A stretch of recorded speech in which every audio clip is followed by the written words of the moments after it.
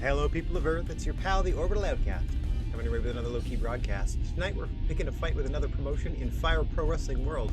But first, I'd like to say hello to everyone in chat or check us out on VOD. No matter where or when you happen to be in this great big old world of ours, we're happy to have you with us. We hope the day finds you well. All right. I did most of that without flinching too heavily because it looks like I forgot to load certain programs. Press started my screens. There we are. The rest. Not the game, mind. The game's still running. Here, I'll prove it.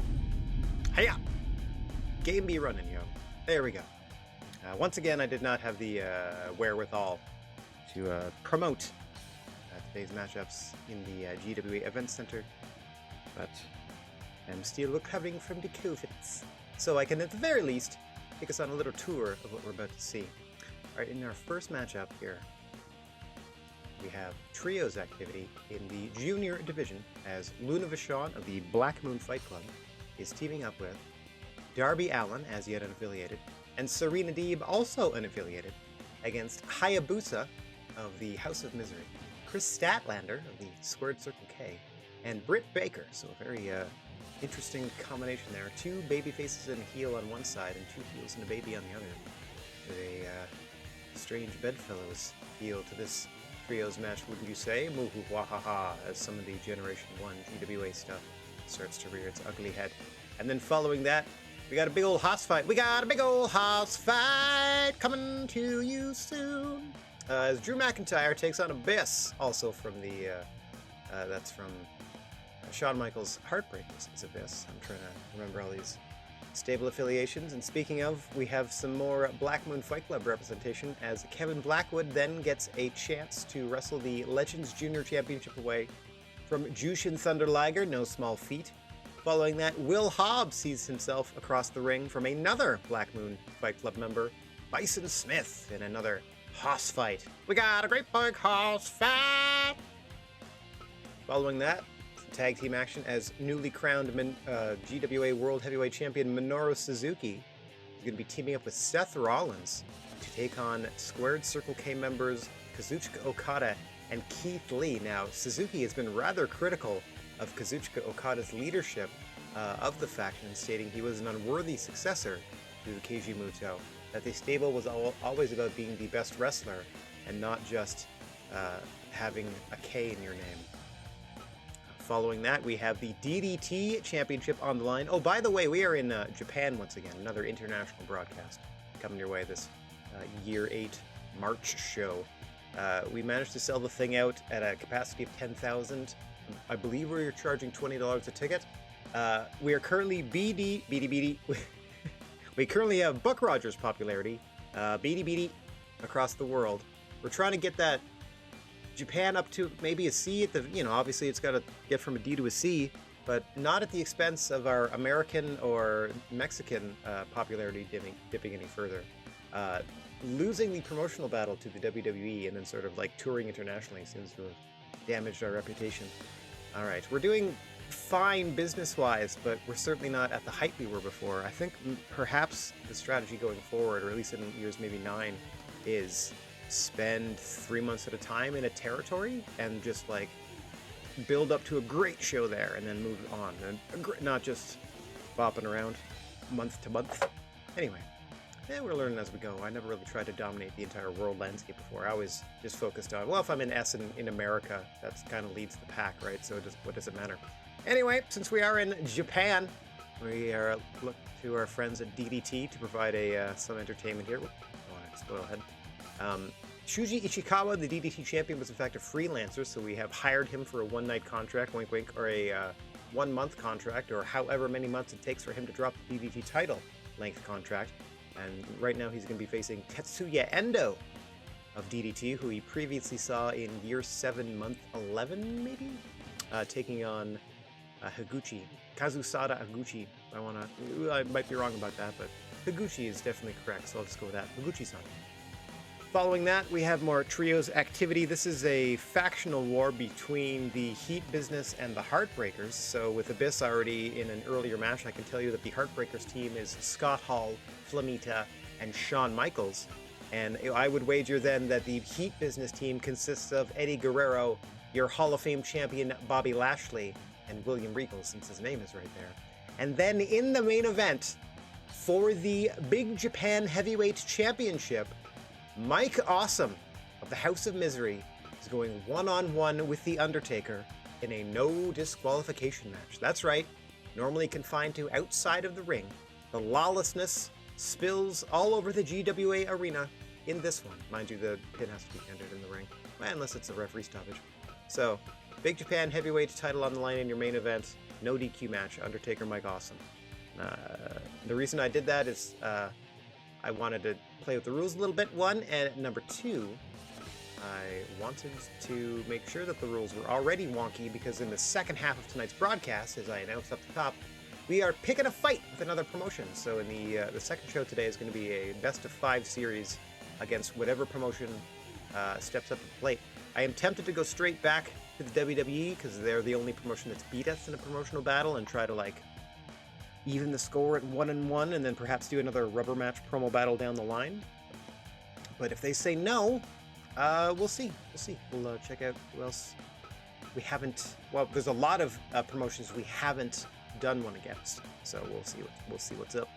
All right, but that is next month / an hour and a half from now, let's say. For now, we have this trios activity, as I mentioned earlier. Luna Vachon, Darby Allin, and Serena Deeb versus Hayabusa, Chris Statlander, and Britt Baker. We got some high-flying, high-octane, high-intensity, junior heavyweight action coming your way. Oh yeah! Turn down the light a little bit. Get blown out on cam, yo.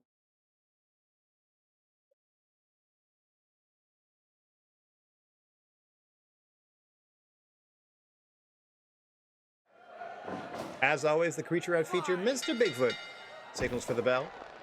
We are underway. Luna Vachon, in the mostly black attire, blonde hair. Britt Baker, the brunette, in the black and red attire.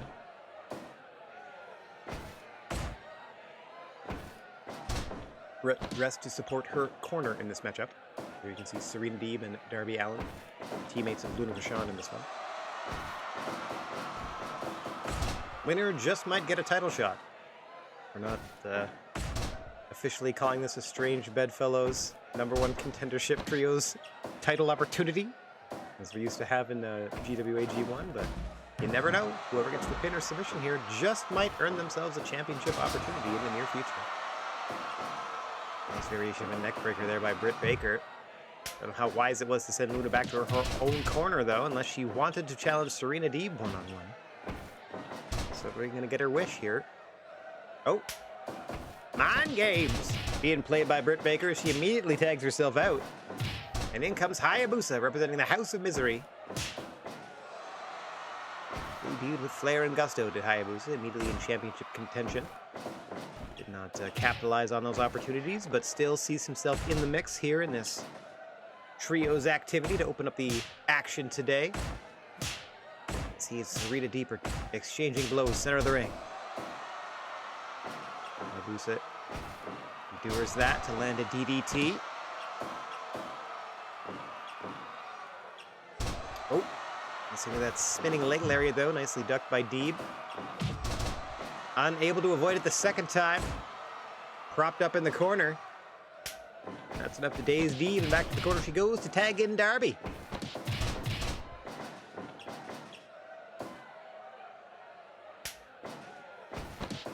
Fresh tag on the other side of things at the 5-minute mark, and now we're seeing Chris Statlander. Nice double team move by Statlander and Hayabusa, sending Allin to the floor here. Oh, Allin able to return to the ring before Chris Statlander and others started attacking him outside the ring, where there were no disqualifications or countouts.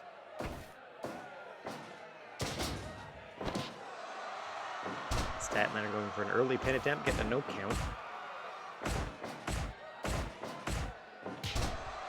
And there's no counting on good taste, but if you like pizza, try Prince Pepperoni, the pizza restaurant with the cheesiest cheese, let's say. Cheesiest cheese that ever cheesed.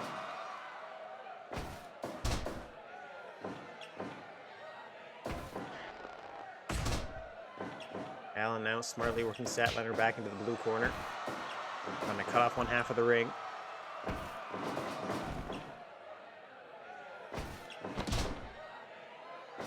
Exchange of counters there. Allows Allen to tag Luna Vachon back in. Now Luna Vachon and Chris Statlander one-on-one. Briefly, though, seems every tag on one side begets a tag on the other. Luna Vachon, the veteran, immediately shifting focus to the freshly tagged-in Hayabusa. Nice spin kick. And the aerial assassin Hayabusa. But Luna manages to retain control of the matchup.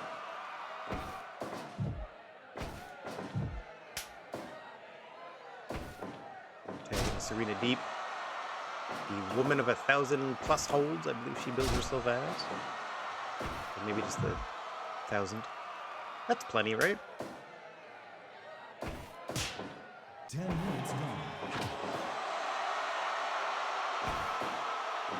Britt Baker with a super kick at the 10-minute mark, not dropping Serena Deeb, but certainly dazing her momentarily. Must be the independent wrestling style super kick where people just kind of like shrug it, just kind of stand there these days. Unless it's like a double will do it, depending on your tag team combination.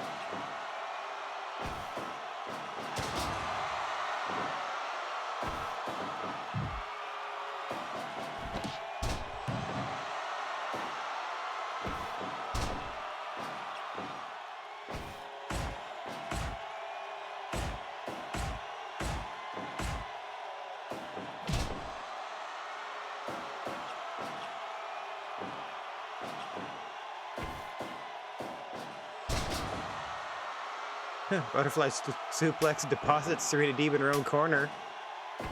Britt Baker to make the tag. Deeb does likewise. Statlander and Allen now legal.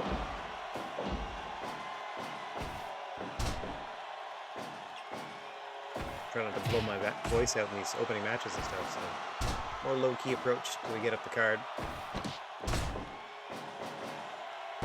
This head's still recovering. Hang on. Count there for Statlander. Different result than the first time she tried that. Give up. Statlander able to break free rather easily.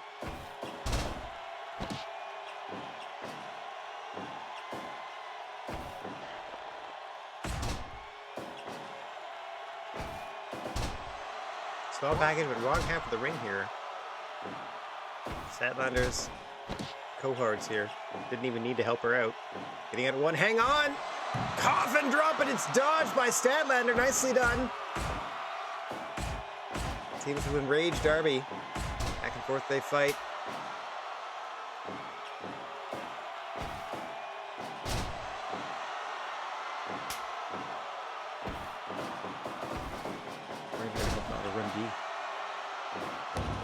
Bonk. That's right, that's spelled the bonk. Sean goes up top. Diving headbutt to the back of the head of Hayabusa. Got a position for a pin. Difficult to do in that side of the ring. Hayabusa quickly to his feet though. Oh my gosh, trying to capitalize. And several members of the team being out of position. But nothing doing. Seems to have excited Hayabusa though. He once again deposits Luna Vachon on the floor.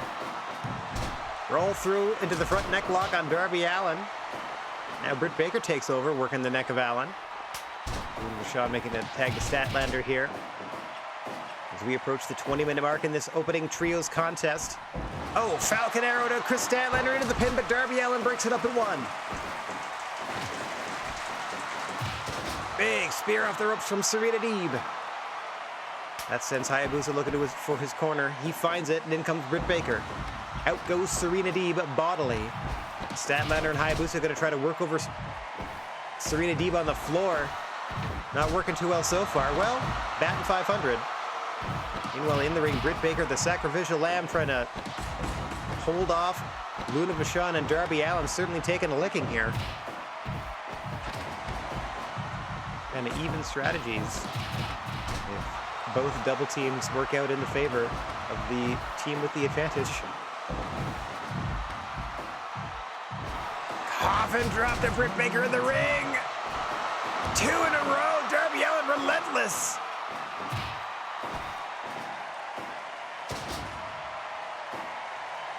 Britt Baker immediately back to her feet. In comes Darby himself. Out goes Britt Baker once again.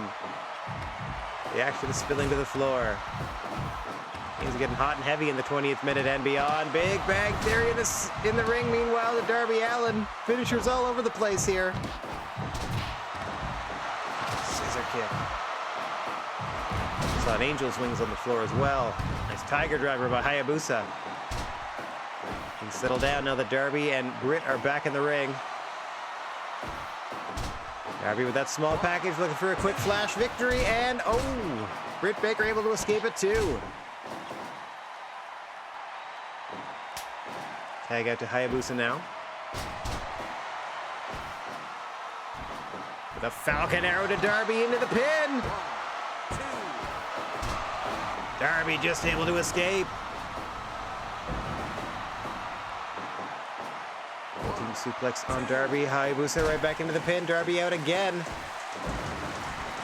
Never underestimate the resiliency of Darby Allin. The kid is 85% heart, 15% hot topic.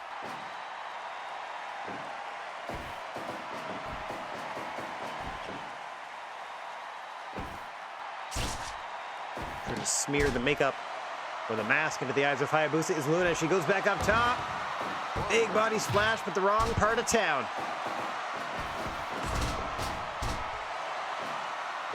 Hayabusa goes up. 450 splash. And Luna Vachon barely rolls the shoulder. Hayabusa looking for that knockout shot. Big forearm off the ropes. Unable to hold Luna Vachon for Statlander. But in comes Darby Allin.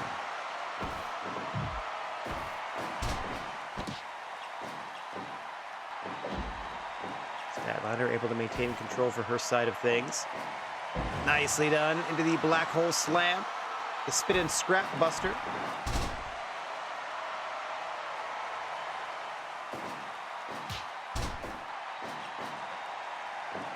Off the ropes goes Allin now. Head scissor takeover, depositing Statlander into the blue corner. Into the ropes though, so a pin attempt or a dive off the ropes will be nullified. Chris Statlander trying to fight her way back to the red corner. Desperately needs a tag here.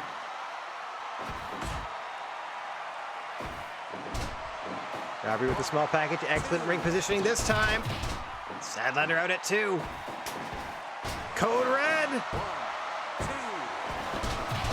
Once again, Statlander able to escape the pin, but just barely that time.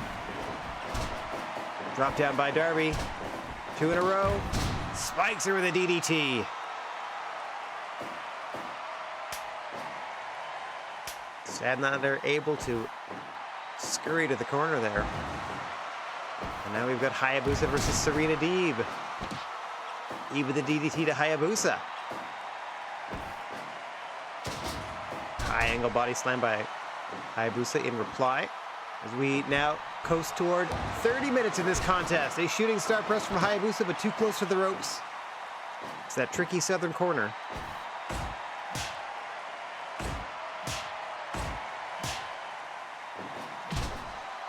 As Serena Deeb with that majestic drop kick maintains the offensive advantage on Hayabusa of the House of Misery.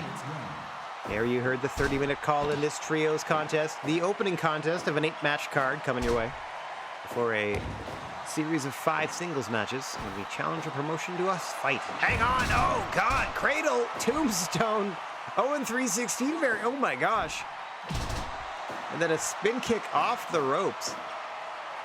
What a combination of moves there from Hayabusa.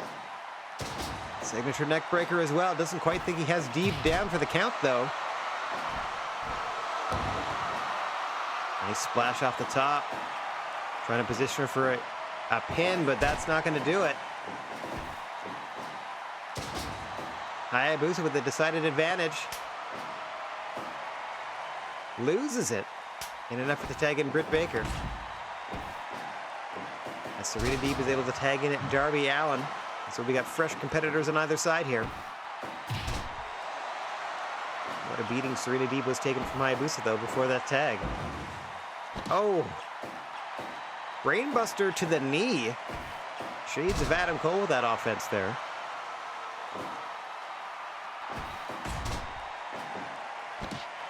Into the lockjaw. Ludwig saves the matchup. We are over 30 minutes into this one, and that dominator there to Chris Statlander from Serena Deeb. Submission attempts are ultra deadly in this day and age. Another coffin drop, the third of the match to Britt Baker by Darby Allin, and into the pin he goes. 1, 2. Baker out at 2. Interrupts the Code Red attempt on Statlander, and in comes Hayabusa. Roll through into the neck lock. And that will do it. Hayabusa with a tap-out win. Putting Darby Allin down. In your opening contest, just shy of 35 minutes of activity. Getting us warmed up for the rest of the show. All right. How'd we do? Sure, I'll take it.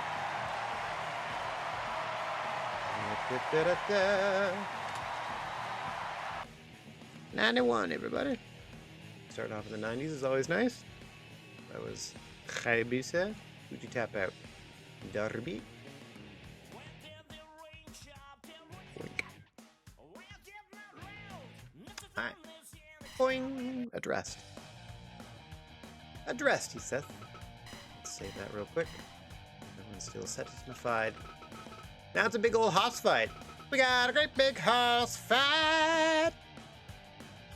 Drew McIntyre and Abyss. Drew McIntyre and Abyss. Alright. Can't help myself. Here we go. Drew McIntyre versus Abyss. Need a sip of water, though.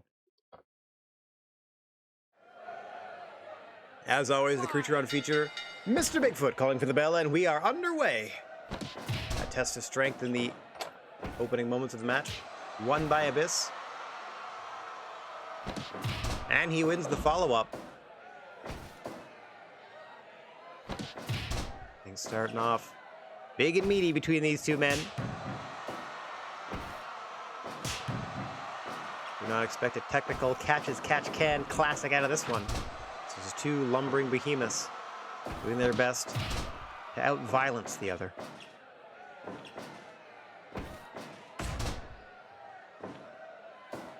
Early pin attempt earns a no count for Abyss of the Heartbreakers. We're going to see the rest of the Heartbreaker stable in trios action later on in the card.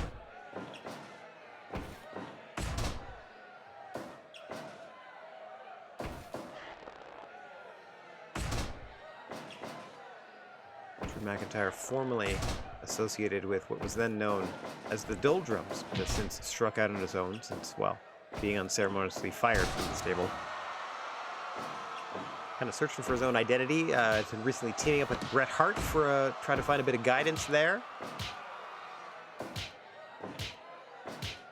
Striking back out on his own against the monster Abyss, and so far faring pretty well. Mind you, we're in the opening moments of the contest. Nice snap suplex, getting the big man over. Aggressive power there out of the Scottish Warrior. Trying to slow Abyss down, but nothing doing. Immediately breaks that suffocating hold of Drew McIntyre's.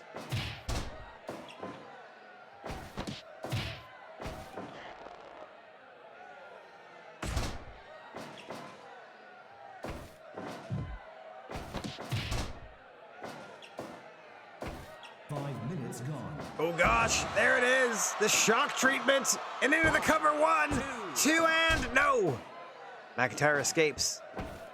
An early application of one of Abyss's signature maneuvers, the shock treatment in the early moments here, and that almost spelled disaster for Drew. Got a bit of a mountain to climb here to get back into this thing. I don't see it quite going as long as the last trios contest did, as these two are hitting each other as hard as they can. Big body slam there by Abyss. Match already taking its toll on both men, and another shock treatment. This time it sends Drew McIntyre to the floor and allows Abyss to catch his breath. Smartly done there by the monster. Now trying to steal the oxygen of McIntyre with a bear hug.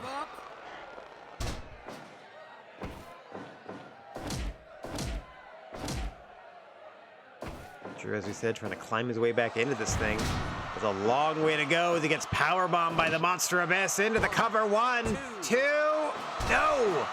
McIntyre just gets that shoulder up just in the nick of time, and the fight continues. It has been all Abyss in the last few minutes here. Nice diving clothesline from the big man. McIntyre just grabs a headlock, tries to bully Abyss into the center of the ring, hoping to change his fortunes. Nothing doing so far. Abyss is able to counter a suplex attempt. 2 of them now go the way of the Monster Abyss, much to the chagrin of Drew McIntyre. It's a snap-off, though. Nicely done. Able to throw Abyss pretty far across the ring here. Hang on, he's setting up for the Claymore, perhaps. He counted down to it, and there it is, but he bounced off the chest of Abyss. Abyss just stood there and took it.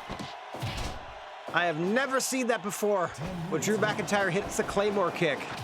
Big boot this time drops the monster, though. The follow-up elbow seems to have woken him back up. Abyss now setting Drew McIntyre up in the corner. Drew fights free. Abyss quite insistent, however. Huge backsplash in the corner, but rolled up by McIntyre. And a wrestling move between these two behemoths almost made the difference.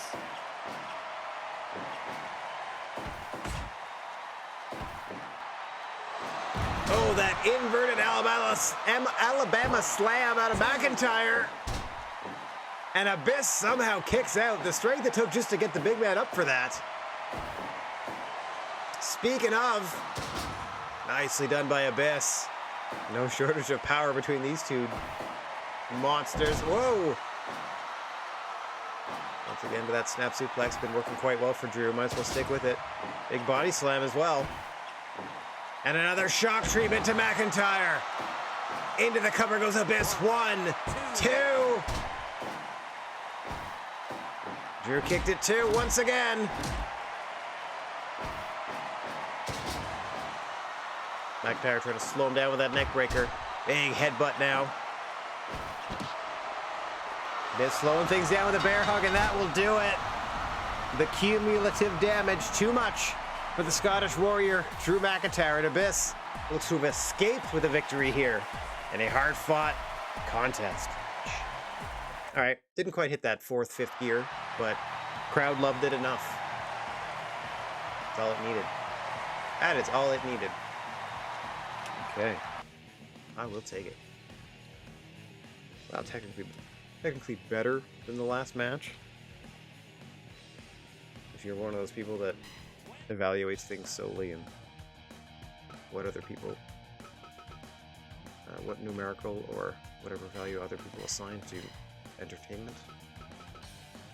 But anyway, time for our first title fight. Kevin Blackwood of the Black Moon Fight Club, the BMF Club, as Undertaker insists that we try to sneak in there, but so stop trying to make BMF Club happen, Taker. Is taking on Jushin Thunder Liger for Liger's Legends Junior Heavyweight title. Okay, let me get out of the way. Let's get down. To the ring. To the ring. Here we go. As always, the creature on feature, Mr. Bigfoot calling for the bell. Jushin Thunder Liger, the champion, in the all-black bodysuit, with only his hands exposed. Kevin Blackwood in the black attire, but only from the waist down. Black and white attire, I should say. Liger, the masked gentleman. Got the opposite of the Sting or the AJ Styles, where they wear normal tights and then gloves. He wears full body suit and can only expose his hands.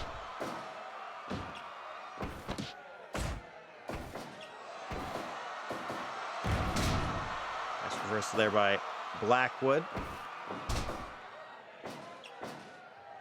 You can see a more striking and MMA game out of Blackwood. You can see him now with an early submission attempt here.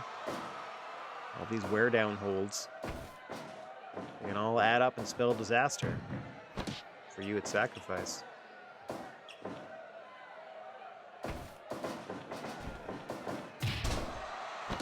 Big kitchen-sink knee lift there by the challenger to Jushin Liger in his Legends Junior Championship. And the 2 singles junior belts we have here in the GWA. We have 2 heavy, 2 junior, and then the open weight tag and the open weight trio. I mean, technically the Hall of Fame and World title are also open weight, but don't tell the junior heavyweight division that. Ha ha ha.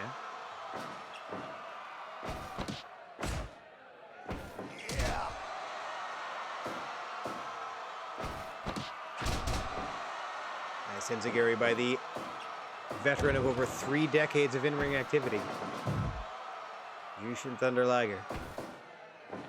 5 minutes gone. Oh, nice counter there by Blackwood into a pin attempt, though. 2 and oh, Liger able to escape in the nick of time. 1. Follow-up attempt only gets a 1.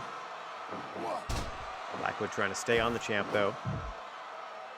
Got a guy like Jushin Thunder Liger rocking and reeling. You gotta stay on him. And stay on him he does. Here's that trademark heel hook. Loves to transition to it out of a counter to a mid-kick. Kind of baits his opponent in with a softly attempted mid-kick so that they can counter it for the opportunity to roll through into that heel hook. Sneaky, sneaky move there out of Blackwood. But we fight on. Oh, speaking of sneaky, that's a straight-up uppercut to the ding-dong. Into an electric chair drop, and you see him focusing on the knees, making sure to land them knee first. Nice butterfly suplex now throws Liger into the corner. Blackwood putting on an impressive display here. 2. Almost putting Liger away. Oh, but Liger firing back with a fisherman buster. Here comes the champion. There goes the champion with a vicious series of kicks. Hang on. Liger bomb. 1, 2. No! Blackwood escapes the Liger bomb. 2 in a row. But too close to the ropes on the second attempt. Why not go for 3?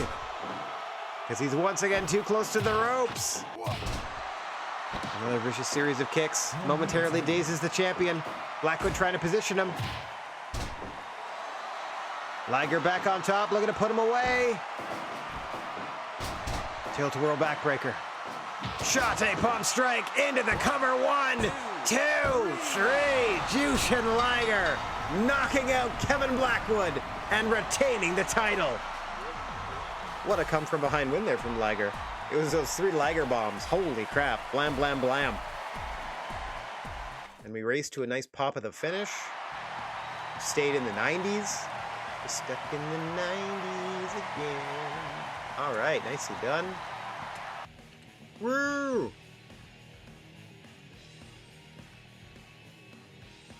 Good stuff.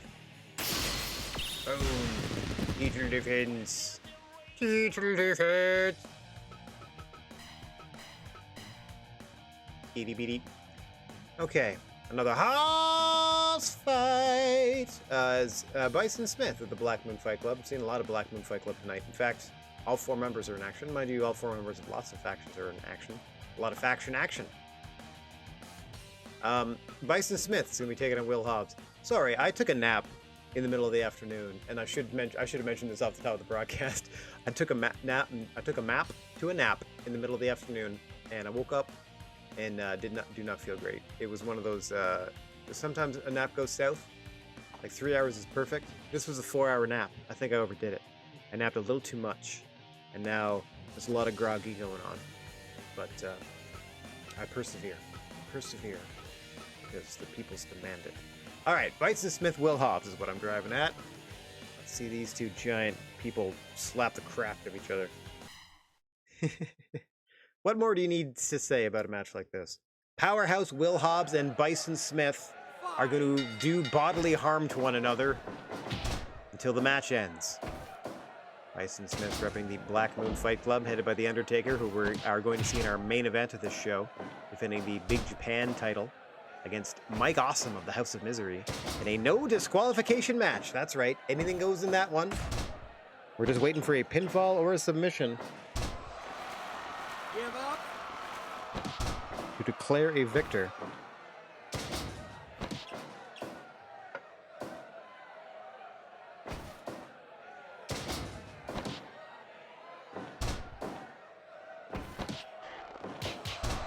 Bison Smith, the pure power of that Black Moon Fight Club.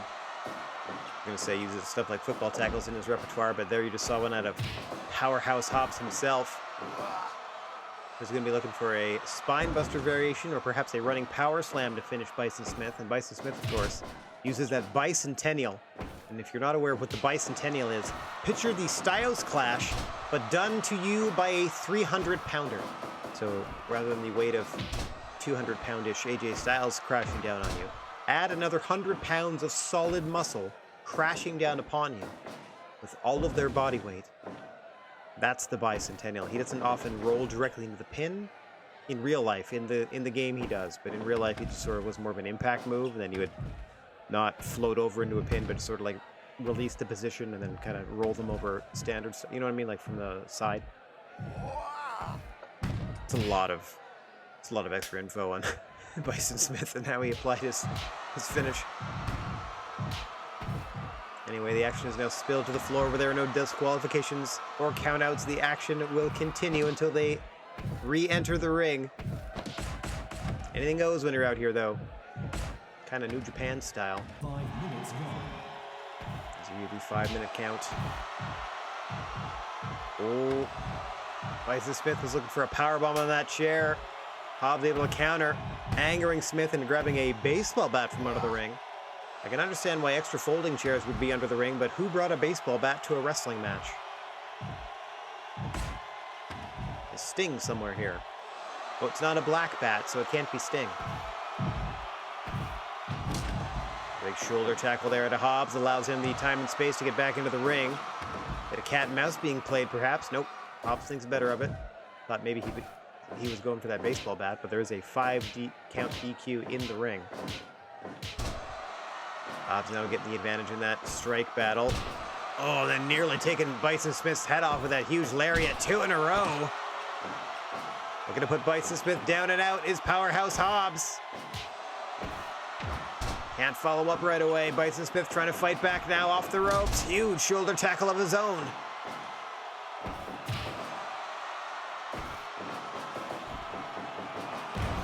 Hobbs pays him no mind. Big power slam off the ropes to Smith.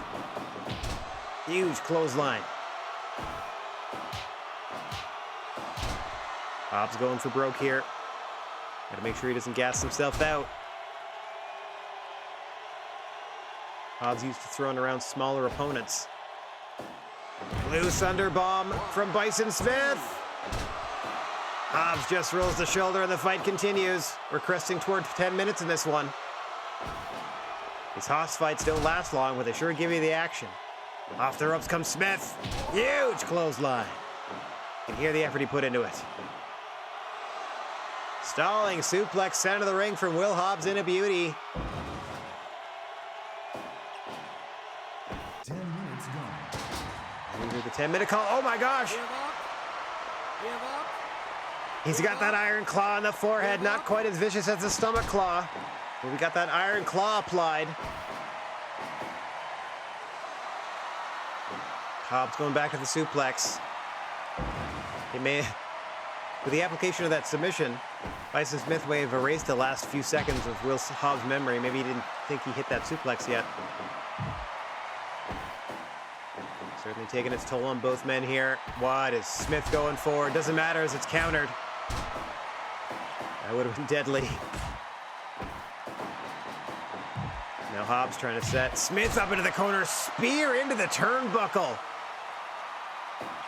Trying to burst the stomach of Bison Smith with his shoulder. Now tying him up to the Tree of Woe. Wailing on the midsection of Bison Smith is Will Hobbs. Crowd in a fervor here. A clothesline from Hobbs. But Smith able to hit him with another Blue Thunder. Hobbs rolls at 2. Wait a minute, Bicentennial! Rolls into the pin, but he's in the ropes. Hobbs escapes. Desperately needs to catch his breath, though. Sends Bison off the ropes. Big clothesline positions him in the center of the ring.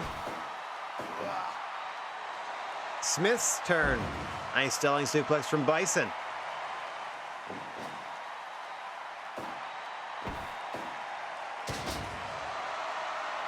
Will Hobbs telling the crowd that this is it.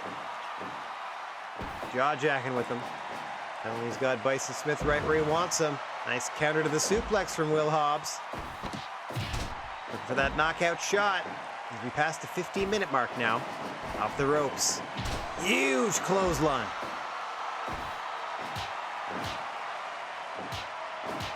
These two are content to just trade shots.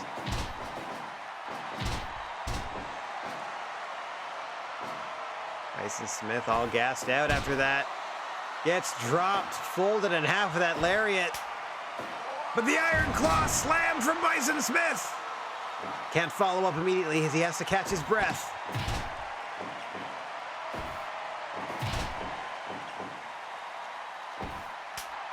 A second Iron Claw slam. Into the cover goes Smith. 1, 2. No. Powerhouse Hobbs kicks out. Big body slam on Bison. Hobbs once again catching his breath. His forehead's got to be aching after all those Iron Claw attacks. Huge spine buster off the ropes. Main event spine buster by Will Hobbs. Can't follow up with a pin attempt though. Smith does with a power slam. Hobbs escapes.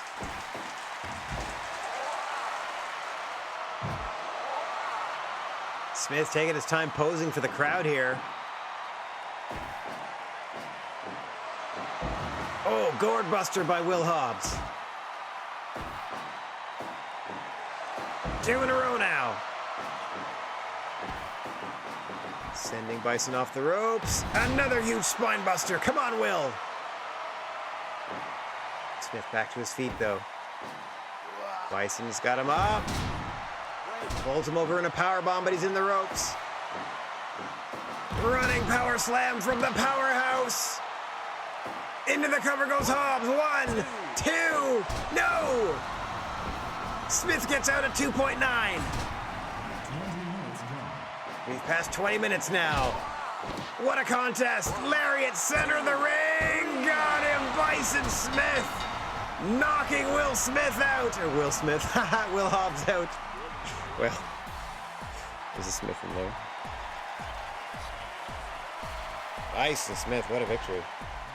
What a victoire. How'd we do, guys? How'd we do?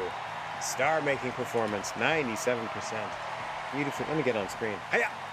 97%. Nicely done. I'm already in my text file doing my stuff. I'm trying to keep half my ear out because I swear I can hear somebody banging around in there, and I don't know if it's the cat. If it's the cat, it means I have a mess to clean up when this is all over. I'll check in between shows, perhaps. Or you know what? I'm going to check when this match first gets on. This next match first starts, and we'll see what's up. I will report back. Here we go. As coming up next, we have tag team action. As we said, Minoru Suzuki has been bad-mouthing Kazuchika Okada in the GWA locker room, calling him an unworthy successor to Keiji Muto in the leadership of the Squared Circle K, saying that he's disgracing his memory by repeatedly earning and then being unable to capitalize upon title shots. He is not living up to his potential, and so I feel like we're building toward a Minoru Suzuki Kazuchika Okada world title match. But before we get there, it's going to be Minoru Suzuki and Seth Rollins teaming up to take on Kazuchika Okada and his stablemate, Limitless Keith Lee. So let's get on down to the ring for that activity. And as I said, I was going to check something in the hallway and I will be right back. After, of course, Mr. Bigfoot calls for the bell, and the action is underway. Starting things off, Seth Rollins in the long black and red tights, Keith Lee in the black shorts. And now, I bid you adieu for a moment back in jail.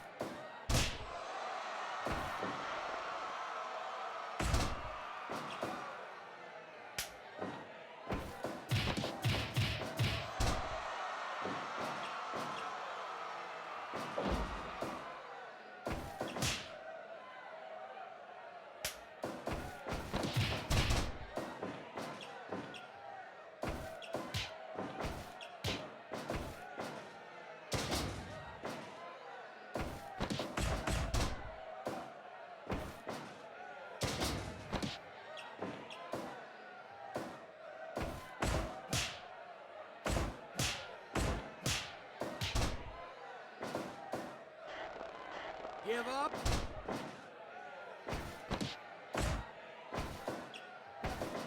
All right, back in the broadcast booth. There was indeed a bit of a mess, but I cleaned it up.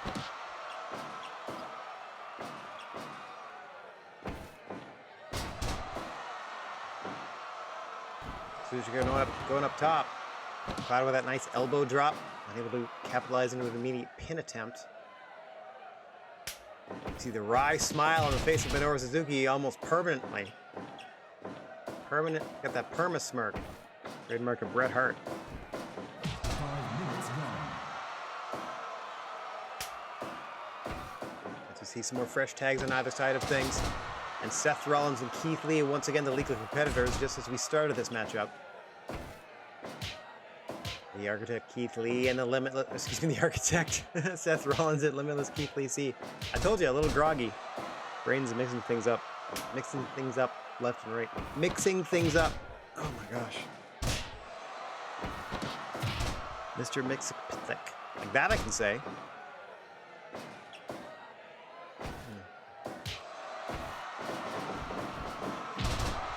Diving European uppercut from the Rainmaker.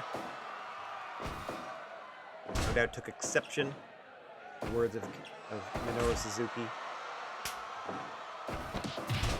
Looking to prove himself here versus some tag team competition and then eventually a world title shot. Rainmaker to Minoru Okada, wasting no time. Yeah, I could say Suzuki definitely got under the skin of Kazuchika Okada.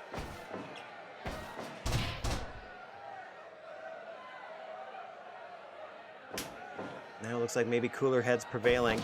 So in comes Keith Lee. Like Kazuchika Okada still had the advantage, and there was no real need to tag out to his partner,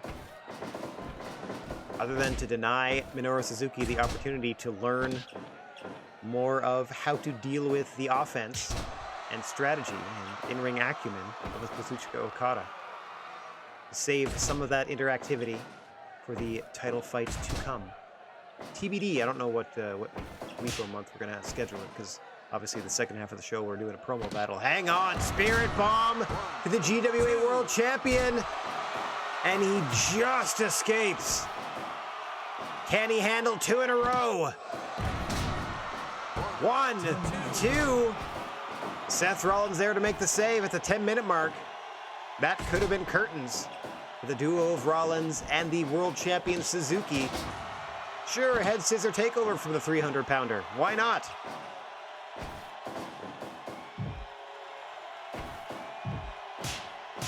Keith Lee manhandling Minoru Suzuki. And now tagging out to Okada after backing Suzuki into his own corner, knowing that he'd tag in Rollins. Very interesting mental strategy out of the squared circle K here.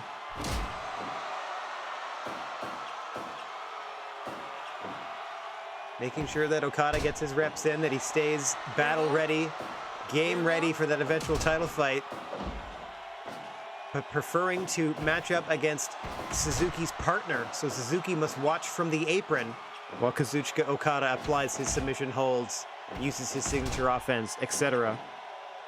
So he does not retain a first-hand account of how to counter most of the offense. Very interesting. Watch me beat up your tag team partner, says Okada. Suzuki, as ever, with that smirk. You saw Keith Lee didn't budge from the apron, knowing Kazuchika Okada was not going to succumb to that Falcon Arrow. I don't know if that's trust or indifference.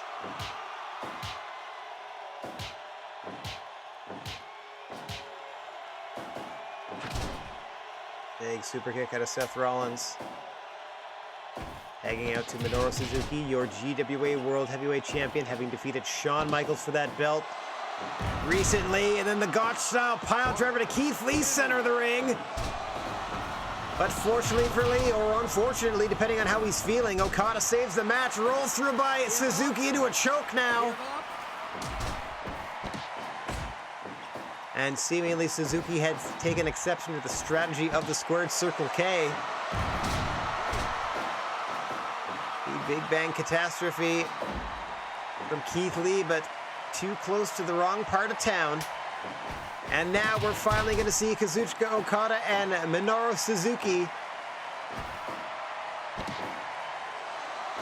immediately leveling Okada with the pile driver is Suzuki and into the cover.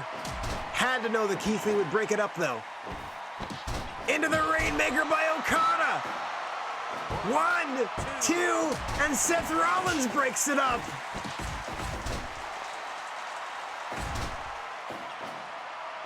What a layered tag team match we are giving you tonight. Oh my gosh. What double team work out of the squared circle K. You expect it from a full-time faction.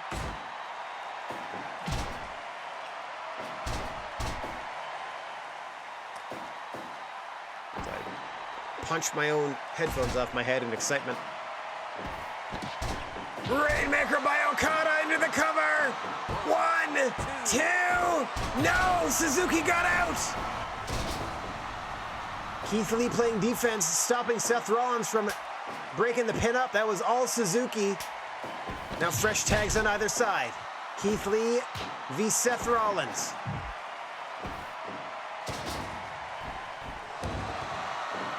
Best moonsault ever from Keith Lee, but Suzuki's there to stop the pin.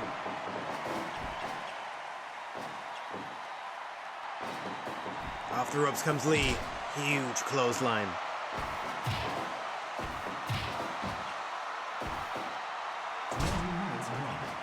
We passed 20 minutes in this tag team contest. Bit of a strategic free-for-all now, as the original battle plans have been scrapped. We are on the secondary and tertiary plans for sure in both of these squads. Okada rolls into the cover on Rollins, and that will do it. Just after the 20-minute mark, Kazuchika Okada, after a double team with Keith Lee, putting down Seth Rollins, and look at Okada and Suzuki staring daggers at each other. Those two are going to have to settle it in the middle of the ring after a sandwich lariat. That's right, the lariat and Ansui lariato out of Keith Lee and Okada, knocking Seth Rollins out. I mean, you can't call it a tag team rainmaker, but from a guy who has a clothesline as a finish, it's not wholly unexpected that that might finish the match. That being a 79% is bullpucky, because that had crazy amounts of stuff going on. I mean, a lot of it is headcanon, but like that literally played out like better than I could have ever hoped to preview an Okada Suzuki matchup in the future. Like that was ridiculously good. Anyway, maybe it was too sports entertaining, but it worked for me. Like that all just happened naturally, and I was able to call it, and it still sort of made sense. Like that's probably one of the better matches of the entire season that I've been able to call live and be like, wait a minute, there's something going on here that I can capitalize on. Anywho, I mean, a flat finish, let's not lie, but beyond that, doing great. Coming up next, we got another championship contest, man. We're at match 6 of 8, and then we're gonna do that promo battle, and then we're peacing out of here. Might be, I don't want to say it. I don't want to say it. I don't want to jinx myself. Every time I say like anything related to the time of a stream, it always goes in the opposite direction. Okay. DDT Heavyweight Championship on the line. As we said, Shuji Ishikawa was a freelancer. We tried hiring them for a single appearance. Would not play ball, so we hired them to a contract, and they, much like LA Knight, they have the same contract wherein they are employed with us as long as they're DDT champion. As soon as they lose the belt, sayonara. Yeah. So they are here, and so is Tetsuya, because we actually have relationships with DDT, well, with all the promotions. But we want them to have their belts. We want them to have, well, most of them to have their belts. And to that end, we brought in Tetsuya Endo to fight Shuji Ishikawa. Hopefully wrestle the DDT championship back to DDT. Let's go to the ring. Only 79 for that last tag match. That's wild. A little disappointed crowd, but that's okay. Shuji Ishikawa in the black and red trunks. And there against Tetsuya Endo. black, purple, and orange. Shuji Ishikawa, more of a power-based wrestler, going to be looking to hit a variation of a power bomb, a suplex, try to knock Tetsuya Endo out. Endo more of an aerial artist. I believe utilizing a shooting star press, one in which he appears to hang in the air. I don't know how he does it, but a somewhat slow-mo shooting star press from Tetsuya Endo.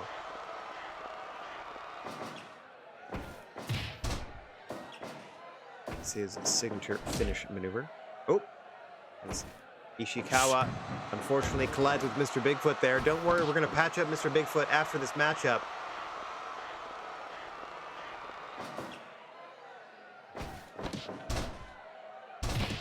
First, though, we got to settle the score for the DDT Championship. Don't worry, they're okay. Also, they signed a waiver. Endo running off the ropes. Nicely done. Holy moly. Handspring into that Trouble in Paradise. I'm sure it has a more technical name, but it's certainly Jamaican me crazy. As Ishikawa trying to move the action to the floor now, knowing full well. Oh, hang on, never mind. Perhaps a feint by the DDT champion. Now backing Endo into the corner, and that might be exactly what Endo wants. As we said, an aerial artist is Tetsuya Endo. Springs in his legs. As now the action spills out to the floor. No disqualification, no count out when you're out here. Boom! Powerbomb counter by Ishikawa, trying to 5 minutes gone. keep the offensive leaning in his direction. Endo doing his best to fight back, though. A lot of heart out of both champion and challenger in the early minutes here, as they continue to go back and forth. An overhand chop by Ishikawa.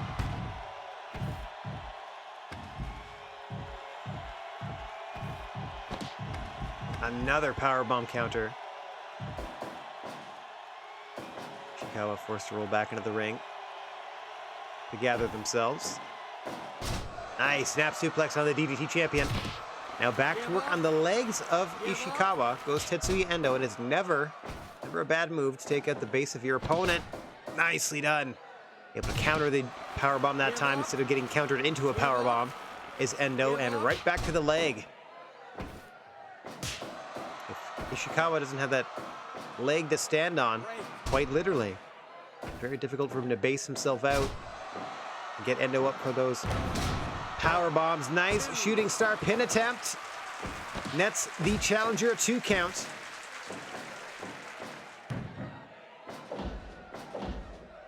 And now it's the champion's turn to try to get back on track here.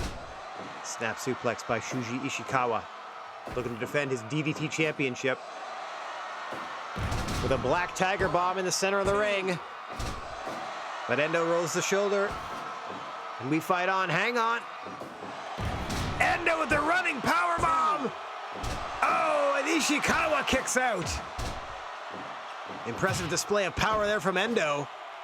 Hang on, oh God. Then he got spiked on top of his head.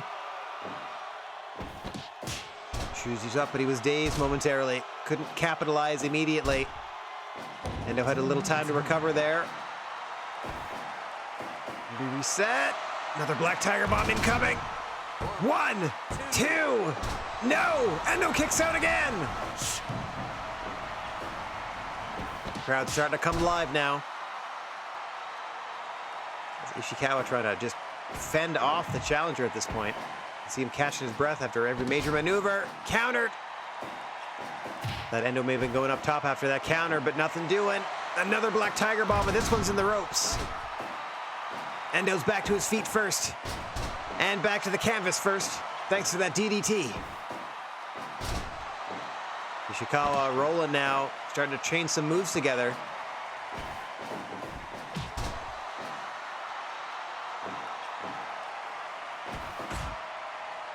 Off the ropes comes the champion. Big shoulder tackle to the back of Tetsuya Endo. Spiking him once again on top of his head. This time he gets a pin attempt. 1, 2. Endo again kicks out. Another Black Tiger Bomb incoming. 1, 2, 3. Ishikawa retains. Tetsuya Endo put up a pretty decent fight at the start of that, but got overpowered for the latter half of that matchup. And Shuji Ishikawa retains the belt. Okay. Looks like we're with us for another couple months there, Shuji. Hey, Rocco, what's going on? Nice to see you. You're having a good one? Here, 83%. Not too shabby. 2 more matches on our opening card, and then we're going to a challenge another promotion to a European contest, or maybe a European contest if we challenge Impact. Ha ha ha. Okay. Oh, good. Thanks for asking. I am feeling better. I'm feeling much better. Not like 100% still. Like still waking up with super sweaty bed, which is pretty gross. But by and large, not bad at all. Like maybe coughed once or twice today, and it's all in the service of like actually coughing stuff up. So got my spittoon in hand, which in this case is just my my lined garbage bag or large garbage pail, ready to go. Haven't needed it yet. Knock on wood. So far so good. All right, now in our semi-main event we have trios activity, but as we said, it is factional warfare. HBK, as is consistent with his personality, blaming everyone else for his loss of the World Championship to Minoru Suzuki. In this particular case, he has an issue with stablemate Scott Hall, who also lost his title to Bobby Lashley, who is now your Hall of Fame champion.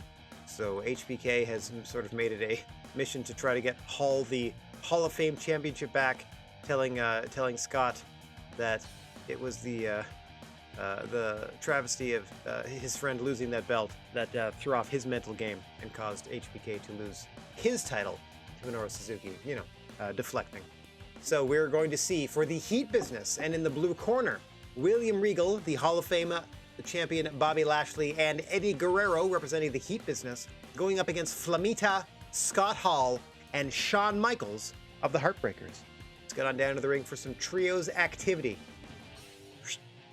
Out of the way go me, and to the ring go everybody.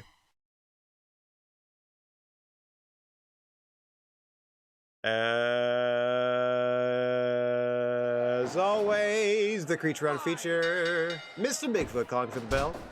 And we are underway. William Regal in the black and gold starting things off against Scott Hall in the red and black. You will note all 3 members of the Heat business. And we mean only 3 members of the Heat business, as we have some breaking news that was first reported in the Discord server. The GWA has come to terms on the release of Ilya Dragunov, Dave Mastiff, and the Heat business's own Buddy Murphy, aka Buddy Matthews.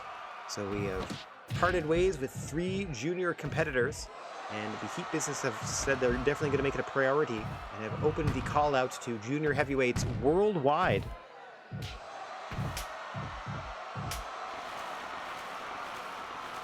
Oh, hello there. Hum home hem. That's fun to say. I'll just say it for home for now. How is this game bad? Oh, it's awesome. This game's amazing. The part that Suda50 here, let me get on cam. Hi there. Someone's asking me about the game in general, so here we go. The part that Suda51 made it's one of the storylines, like one of the sort of career mode type things. I haven't investigated that personally. I've heard it's bonkers because it's Suda51, and why wouldn't it be? The overall game as like a wrestling game is fantastic. There are literally tens of thousands of creations out there in the Steam marketplace, including real-life wrestlers, cartoon characters, fighting game characters, celebrities, politicians, musicians, whatever. It's basically a wrestling sandbox, if you want to call it that. There's a lot of different match types where you can sort of do MMA matches if you want, you can sort of do death matches if you want, or you can just do straight up normal wrestling contests. So if you are a fan of pro wrestling in any way, shape, or form, I urge you to check this thing out. It also periodically goes on sale, so if you find just the base game for like 15, 20 bucks with your local currency, it's well worth that, because even with the base game itself and none of the DLC, you'll have access to the Steam Workshop, which, like we said, tens of thousands of created wrestlers to drop into your world. I hope that answered your question, and thanks for joining us. Hiya! Now back to the action.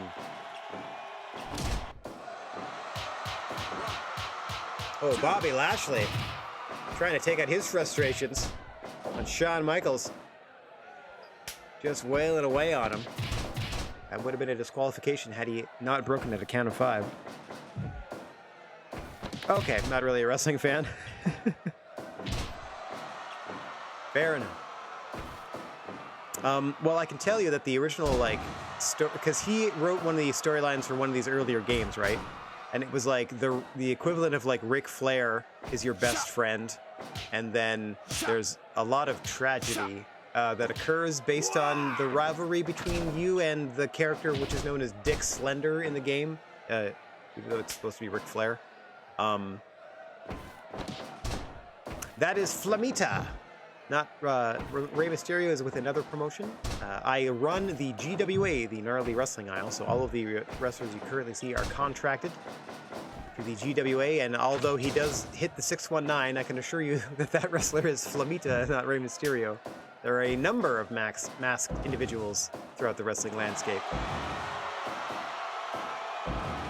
The man that hit the Three Amigos there, no stranger to Rey Mysterio, that is Eddie Guerrero, tagging in Bobby Lashley. The large muscular gentleman in the long black and gold trunks. In there was Scott Hall, who conveniently wrote his name across his trunks for us. As we pass the 10-minute mark here, another spear off the ropes by Lashley, the Hall of Fame champion, looking to put Scott Hall down, and almost does. As you can see, Shawn Michaels and Flamita in to make the save.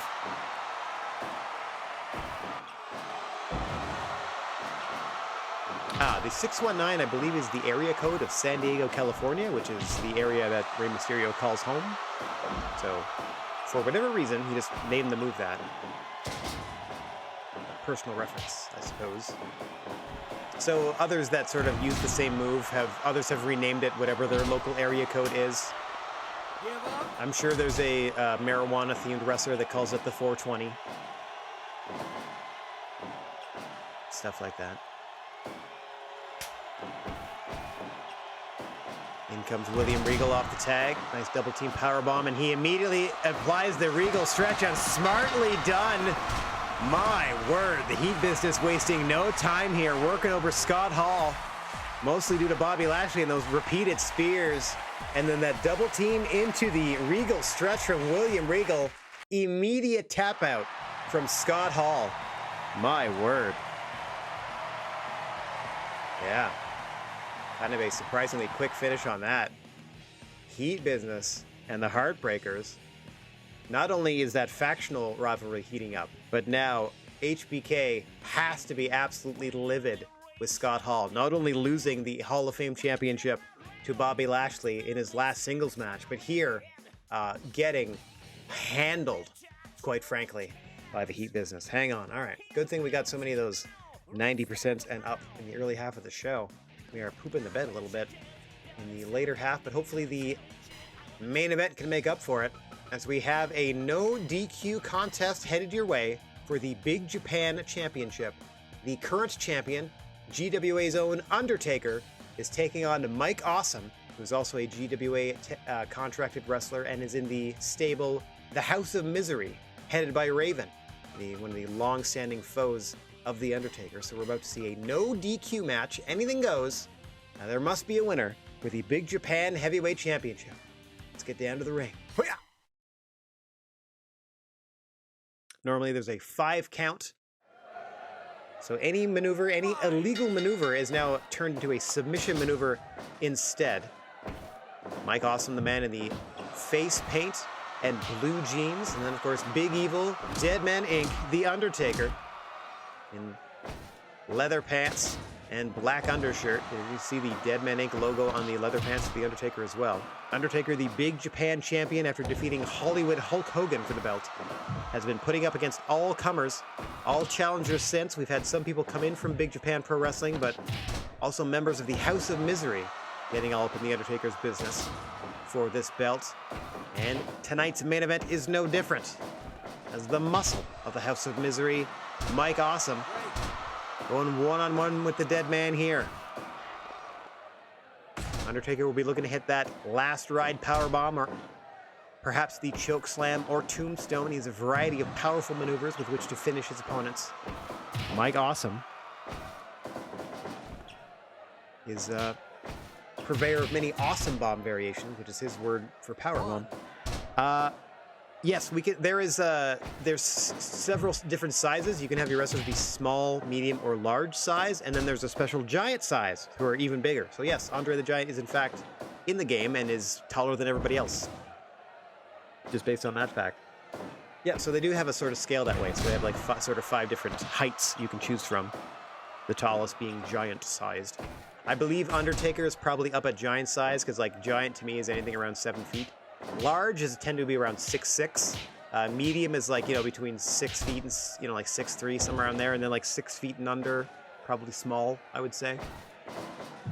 There's also, there's actually a 6th size. You can make male wrestlers, but you can make them in quote-unquote like female not proportions, but you can make them like lady size, which I think is slightly smaller than small wrestler. And then even amongst that, there are percentage sliders. Once you actually like pick a base size. So you can actually make very interestingly sized characters. Huge chokeslam there by The Undertaker, needed the cover!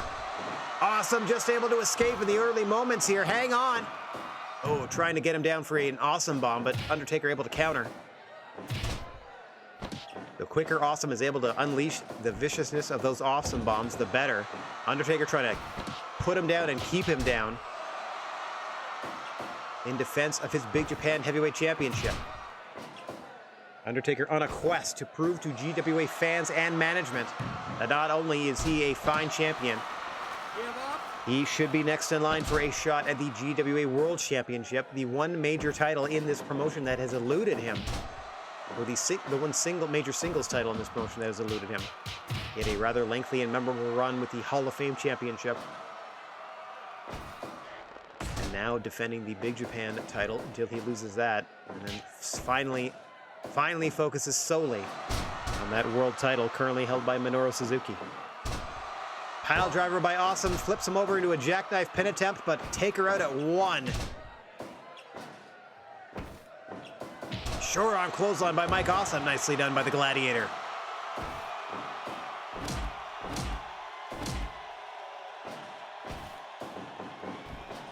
Off the ropes, drop down from Awesome. This is the diving clothesline, able to hit the short arm variation. Awesome countering a last ride attempt, back into a pin. Trying to wear Undertaker down.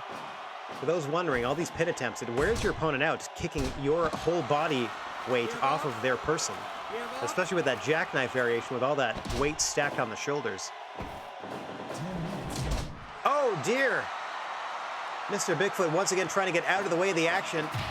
Inadvertently gets hit there. Don't worry, we're going to patch them up after the show. Might take them a little longer to get in position for a submission or a pinfall attempt, but they will be okay. As the action spills out to the floor. Normally the only place where disqualifications do not count, but this is a no DQ main event for the Big Japan title. Weapons perfectly legal. Whatever you can grab from under the ring. The final pinfall submission must occur in the ring. The only way the fight can stop outside the ring is by referee stoppage if you knock your opponent out. And you'll know when that happens. You'll know it when you see it. Fight continuing unabated on the floor here. Nothing the ref can do to stop this carnage. As we're about to see a last ride to Mike Awesome on the floor. The back of his head cracking against the concrete. 2 in a row from The Undertaker. Oh my gosh. Just burying Mike Awesome outside the ring. And now a choke slam. Big Evil rolling back inside to admire his handiwork. Oh, he's not done. Awesome escaping to the confines of the ring, trying to catch his breath, trying to get away from the Undertaker momentarily as best he can. Back into that STF. He's been working on him all match with it. Give up. Give up. Unable to hold him down for long, but damage certainly being done. That's submish. As the two men go back and forth, you're not going to win a strike battle with the Undertaker. He has, let me see that here, he's the most proficient striking entity in the known galaxy. That's the latest cue card that he's paid me to read on air. Usually it's the most proficient striker in the history of carbon-based life forms. Big boot from the Taker. Looking to take the soul of Mike Awesome and retain his Big Japan Championship. Crowd slowly getting into this one too. As we pass the 15-minute mark. Don't see it going 30. Off the ropes comes Awesome. Big shoulder tackle, driving Undertaker face forward into the mat. Undertaker again with those punches and bunches. Nice belly to belly by Awesome. Trying to get back on track here. Oh, misses the shoulder tackle, but able to guide Undertaker to the floor. What is he doing waiting there? Oh my gosh, over the ropes goes Awesome, crashing down onto the Undertaker. That causes the dead man to grab a chair, but it might be his undoing. Sit out, Awesome bomb onto the chair. That's riled the dead man up. Oh, DDT. I think Undertaker was aiming for the chair, just missed. Awesome now grabbing, nope, sides against it. Back to a pure contest here. As he's setting Undertaker up, this could be the avalanche Awesome bomb. No! Undertaker able to counter.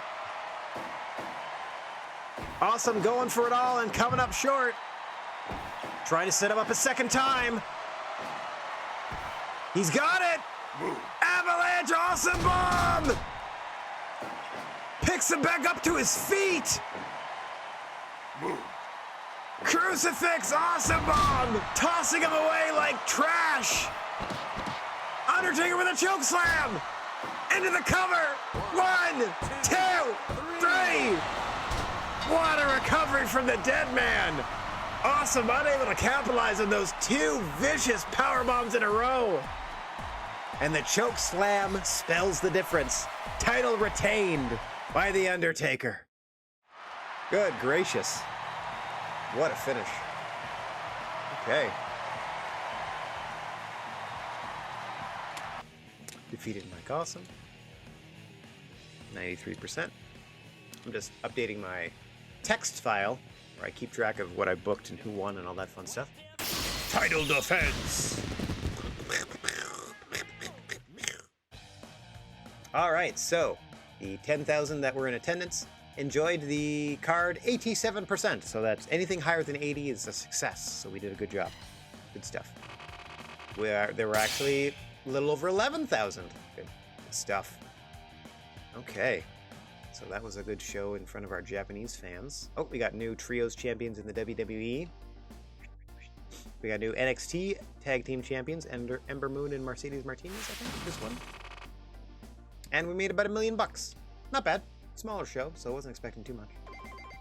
CMLL's doing a singles tournament. Kaboom! Any more wrestling news? What you got? We got another guy that retired on us. All right. All right. Wait a minute. Okay, he had already lost. I was going to say, he's a tag champ. He's not. He already lost the tag championship.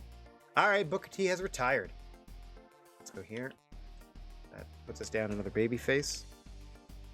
And also puts us down a heavyweight competitor.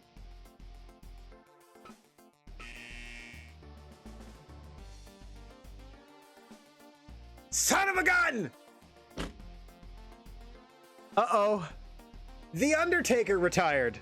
Okay, well, that's one way to get Big Japan their belt back. Uh-oh. All right. So the Undertaker has just retired, so the Black Moon Fight Club is now leaderless. Oh dear, oh dear. But good news, they found Stan Hansen. In America, we could potentially get Stan. Oh my gosh. not only was he the Big Japan champion, not only were we gearing up to finally put the belt on him, or at least get him in the regular mix for title shots to I mean, he'd eventually win the belt. It's the Undertaker. He was one of our most popular, if not our most popular star, was the Undertaker. Wowzers! All right, retirements are the only thing hurting my promotion, or they hurt the most, I should say. Oh, that was a blow. Okay, so we are down to 45 full-time members. We have one extra currently because Shuji Ishikawa is under contract until they lose the DDT Championship. Oh, that was a tragic loss. Okay, so I'm gonna have to do some work now. Black Moon Fight Club lost their leader. That means Kevin Blackwood, Bison Smith, and Luna Vachon need someone to turn to. Okay, I sent out some people to WWE. It doesn't matter.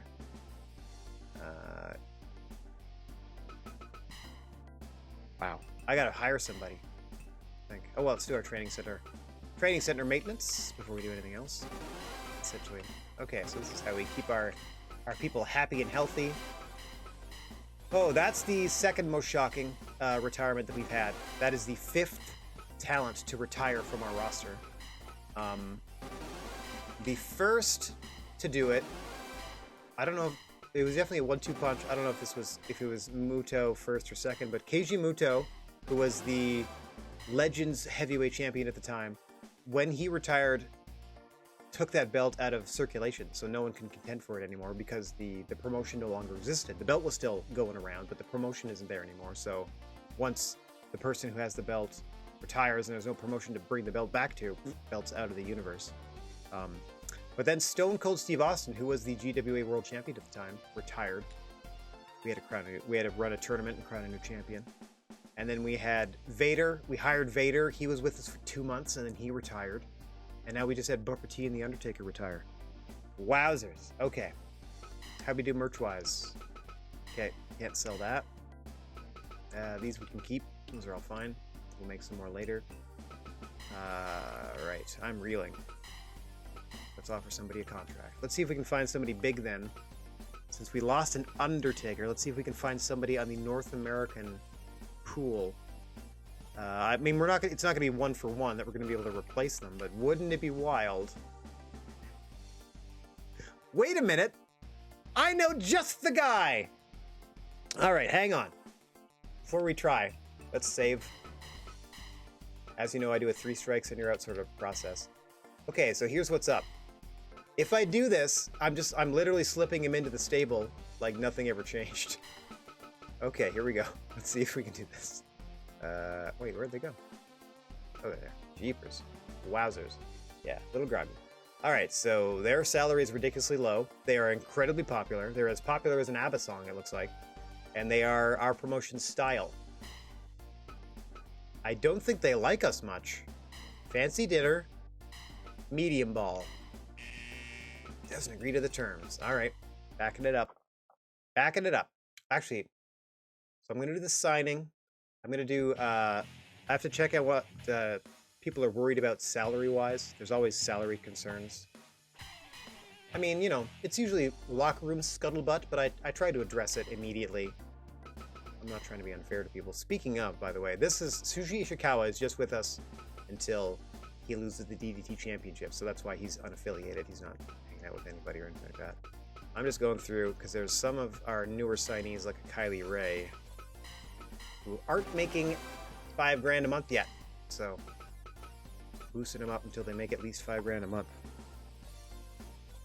Yeah, well, it says he's 67. I think in real life he's only like 62. Not that that's much better, but it's Sting, you know? He's super popular. It's just a video game. It doesn't mean that they're gonna like retire right away, because there are like, it just technically keeps track of how old they are based on you being able to put in their real world birthdays, you know? There is a point where like, oh, my body can't take it anymore, but once they pass a certain age, that's just gonna be that way. As far as I understand how this thing works. So there's no real difference if you say that they're like, oh, we're like 45 to 50 versus I'm 70. It's sort of the same. Like they just kind of take it like a month by month or a year by year and see how we're doing type of thing. Let's see, Britt needs more money. Oh, already did it? All right, never mind then. Never mind, Britt. I tried. I can only do one per month. Okay, who else needs a bump? Sap. There we go, $5,002. Perfect. Where was I? Down here. Arena's already making it. I got a really good broadcast contract deal where I get $1 million a month just to put a show on, and like at all. So, what I've done is I've set a minimum threshold of trying to pay my talent $5,000 a month. Some of them aren't at that yet, and I can only like give them so much. Wait, there we go, BCBD. There we go, I finally have to see in Japan. Was it worth it? We'll see. Alright, now we'll go try to give him a shot. Human resources, offer contract. We're trying to have somebody pick up where Undertaker left off. Like my previous priority was going to be signing a new junior heavyweight for the Heat business stable, but they need a new leader. Sting is a leader. Okay, we're gonna middle ball them again. And they says yes. They says yes. Alright. No, it's not. It's not a huge number, $5,000 a month. That's it's still a fairly low salary, but it's like that's to be like the bottom threshold. It's up to them to negotiate. I would imagine it would be like $5,000 an appearance if this were like a weekly thing. You know, that to me seems more like how it would actually translate. Like you're making $5,000 a week to wrestle for us. But I only put on one show a month in this wrestling timeline. Wink. All right, so. Sorry, guys. Let me put you in a Blackman Fight Club. So you're now the new leader. And now because you're not in the proper order, I gotta drop you guys out to no affiliation. Go back here. Select you in the proper order, and then drop you in. So now when I go down to Blackman Fight Club, it's in order of Sting the leader, and then down the line. Their color scheme was already black and white anyway, so. Alright. And we're going to put him to work, because as I said, the second show that we're doing, we're going to do a promotional battle. So we're going to try, actually, hang on, let me do one thing here. Wrestler stats. Europe. There you go. Andre the Giant. Look how beefy. Let me get out of the way. I don't think I'm in the way, but let me get out of the way regardless. They are giant size versus say like a Dakota Kai. See, there should be like a small or like a. I think it's just called women's is the other size. I didn't name them, but I think it's like slightly smaller than small. So you can kind of go from like there to this size. So there's there's some leeway in there. Or here's like a Tyler Bate. That's also like a small. See how he sort of comes up to like the chest of Andre. There you go. Yep, you can definitely do a lot of different varied things. Okay, so I hired everybody. Yeah, it is indeed a big boy. You can also tell, see, like they just was scouted and found Andre the Giant, and as you can tell here, if you were to hire him, he'd still be 72 years old, but the edit of Andre is obviously in the prime of his wrestling career, right? So he's still gonna work like classic Andre. Just thunking on people. Okay, so this was gonna be a quick, we're gonna try to fight another promotion. So let's go to, we don't need to do any merch yet. We'll figure that out once we book the event. Here we go. Cross promotion. This is where we challenge somebody to fight. I'm going to start with the WWE because this is the people that we fought last time and the only promotional battle that we've lost. So we're going to try to fight the WWE again and see what they say. What do you say, WWE? Don't have enough wrestlers? I don't believe you. I don't believe you. Okay, we're going to do 3 strikes on WWE because the game in and of itself, and I think this is ludicrous, lets you negotiate with one promotion for the month. Like, since I said that, hey, would you like to do a cross promotion with WWE, then that option is gone. Much like it, when you contract negotiate with someone, you get one chance and then that's it.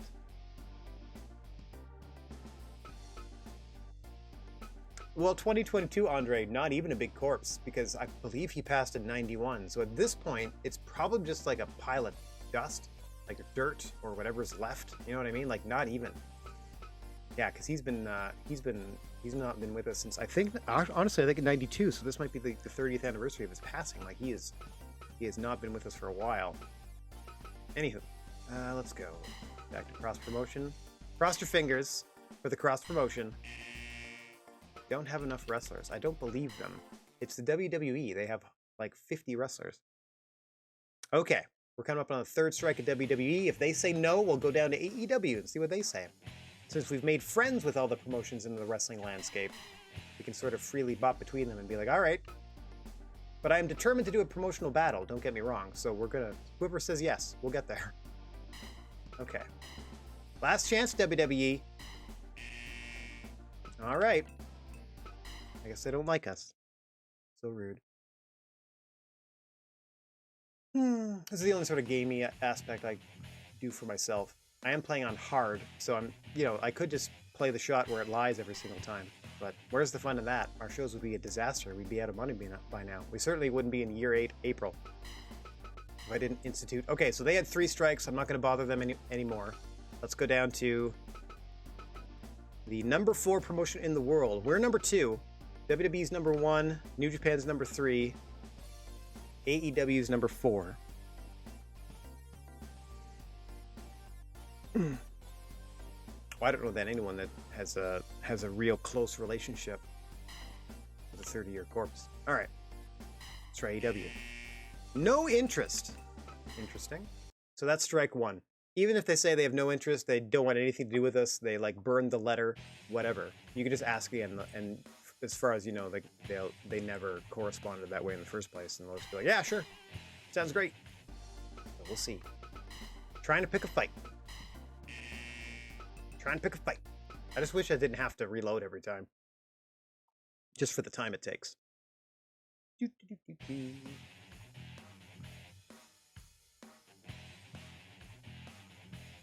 My fists are up. GWA wants to scrap.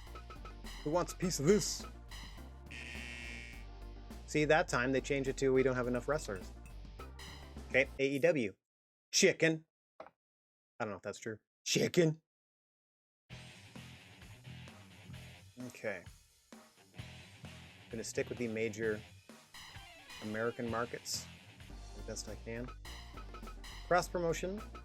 I guess that does take us to NXT, though technically a part of WWE. There's enough, like, look, they have 45 of their own wrestlers. They actually have more in developmental than they do on the main roster. And then it tells me they don't have enough available. Lies! Alright, that's strike 1 on them. No one wants a fight. Someone's got to say yes. I know, like, the bigger promotions are saying no, because they probably feel they have little or nothing to gain as well. Okay, that's 2 on them. We'll get down to it. There's like 15, 16 promotions of varying size. Someone's got to be like, yes, please, we need the exposure. If there's one promotion I would buy, if they told me they didn't have enough wrestlers to pull off a promotional battle, that would be GCW, who has like 6 or 8 on their entire roster. Okay, so I think this is the last stab at NXT. Okay, they say no. Everyone else in North America is scurred so far. Let's give Ring of Honor a shot then.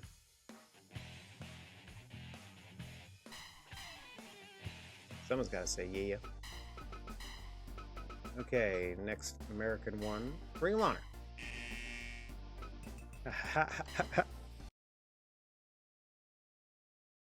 Rocco, yeah, he definitely has a couple of spinebuster variations. I don't know if his like main finisher is the spinebuster, but it's definitely one of his signatures at least. He might have that running power slam that he was using as like his finish, but it's definitely in his moveset. He got a couple different varieties of it. All right, big cross promotion. Come on, Ring of Honor. Yikes! Nobody loves us.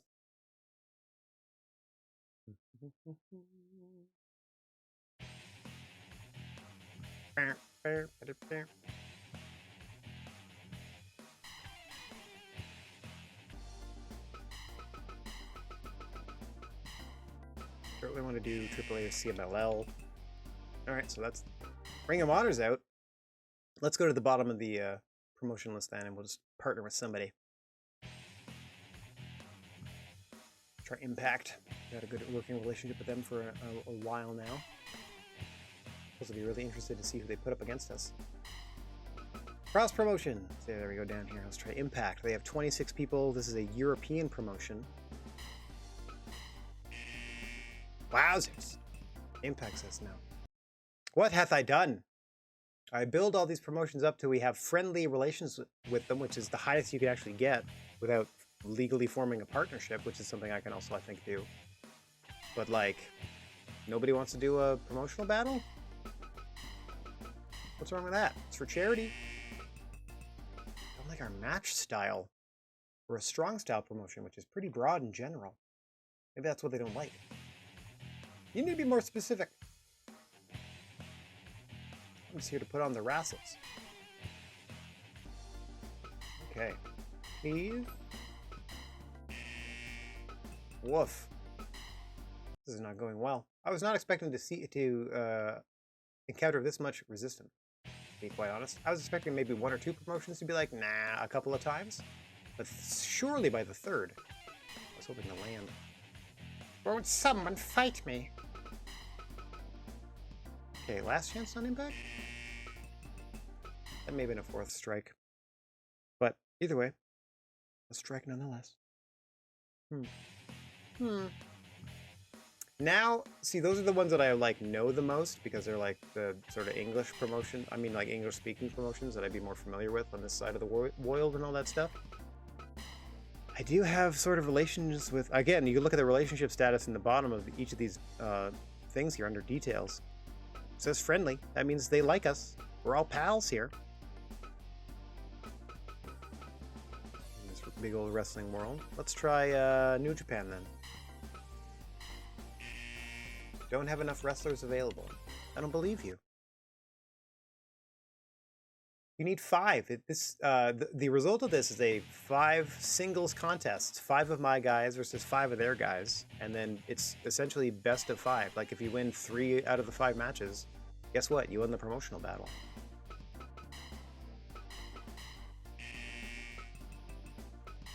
That's not real. You don't have enough wrestlers. That's an excuse. I've been blackballed from the cross-promo game.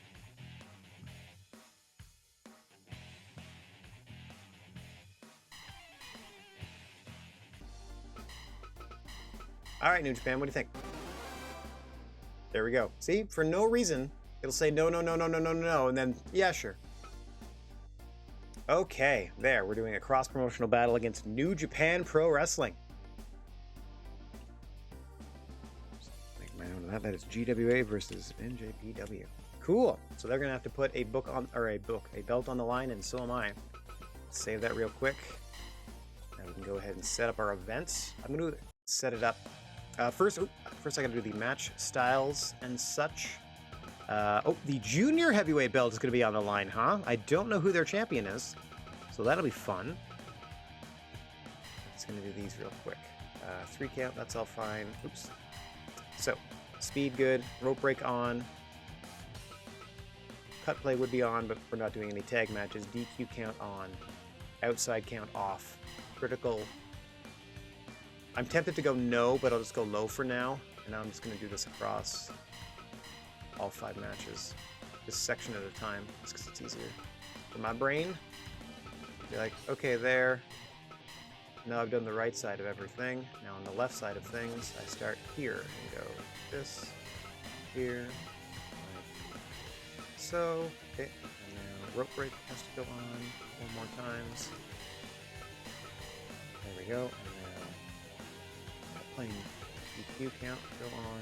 Again, we're not doing any tag matches, but it's just force of habit. This is my rule set. I like to. There we go. So now it's all across the board. Same rules as we do every GWA match. They default to those other settings every time you sort of change the type of show you're putting on.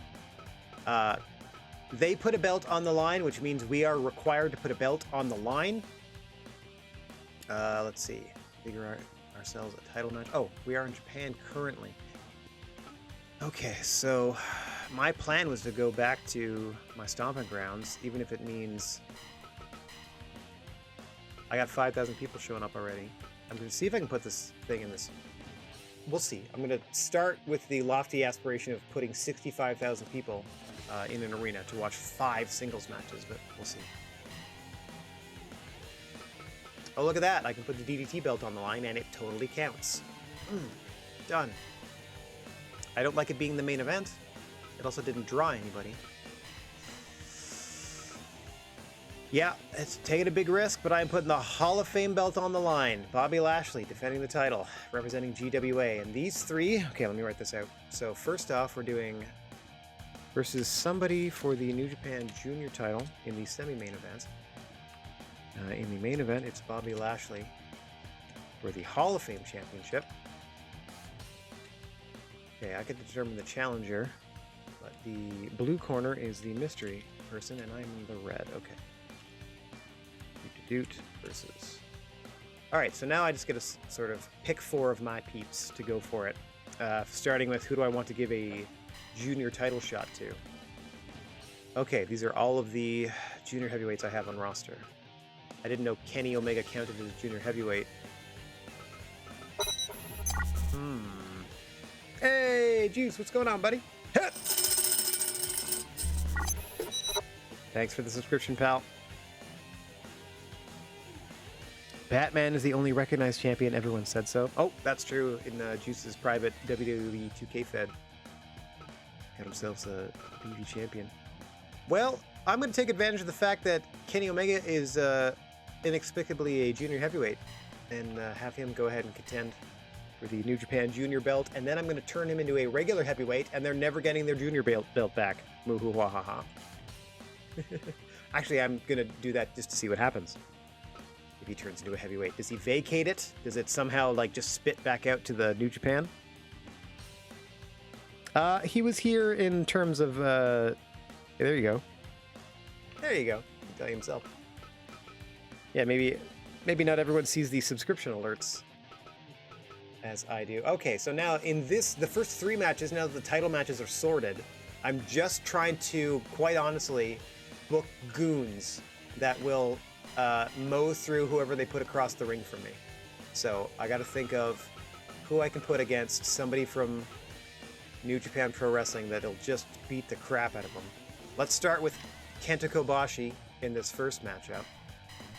Let's see who else we can get. Let's move on over to the heel side of things. Punk usually does well. Misawa? Kobashi, Misawa. You'd think I was putting the show on in Japan, but heck no. And let's see. Man, none of my guys are popular in America anymore. I spent much too long outside of America, I guess. Anyway. Brody Lee, perhaps. How's that? About half full. Okay, where else can we go? So I'm gonna get about 25k, huh? Wowzers, and that's a good crowd. Okay.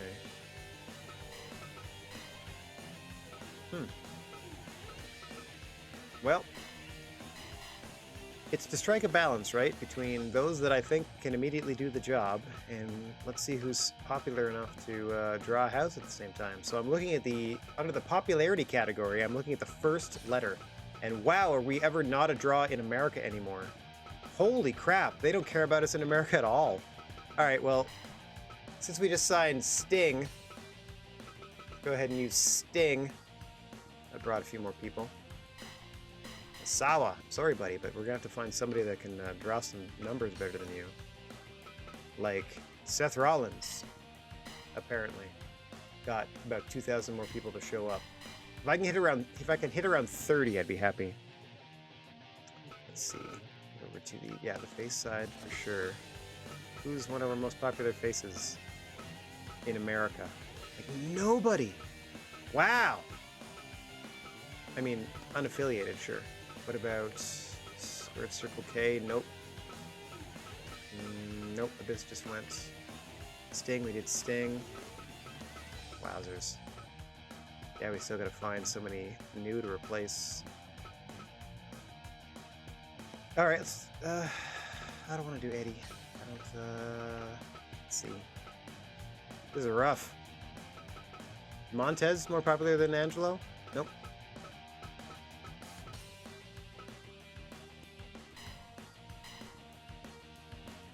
Weird. Lesser popularity, but more people are showing up. Alright, so that's 28. What's the medium sized? 15. That's a steep drop. Well, then let's see if I can keep it full at 20 bucks. Barely. Wow, what a dinky house. Alright, whatever. Only 5 matches. Close enough. That's good for me. 20 bucks. I did the rules already. Got our title fights. Oh, let me write this out here. So, Bret Hart in the opening contest. And then we have Seth Rollins coming in. And then Sting!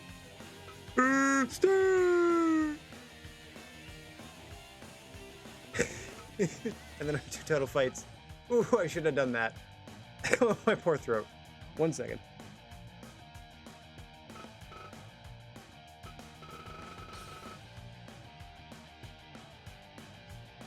Ah, worst coughing of the day.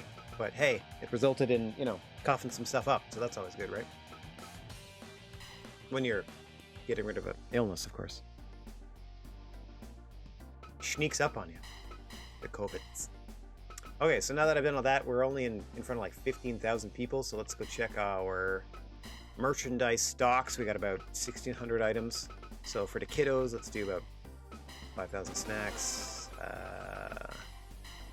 5K t-shirts, 5K towels. Not a huge run. And the cheaper goods, we'll do 5K of those as well. Everything that's not a branded snack can carry over month to month to month, so this is just sort of like resupplying. It's still a smaller show, so I'm going to see if I can blow out most of it at the one show that we're doing right now. There we go. And yeah, it's time for the second of 2 shows. I'm definitely not going to be unbiased in my calling of this. I really want GWA to beat the crap out of New Japan. I'd be happy if it was a 5-match sweep, to be perfectly honest. But we have done everything we can possibly do. We have accounted for the people that retired, people that we fired. Our roster's a little smaller at the moment. But we picked a fight, and maybe we're not important enough for the bigger promotions to bother with anymore. New Japan said yeah. Who's to argue with them? Here we go. Here we go. All right, now let's all find out. Oh, baby. Well, let me tell you, this worked out just fine, except for the main event, which is hilarious. But also less people showed up than were advertised. That's too bad. I mean, it was estimated. So we got Satoshi Kojima against Bret Hart in the opener. Nice.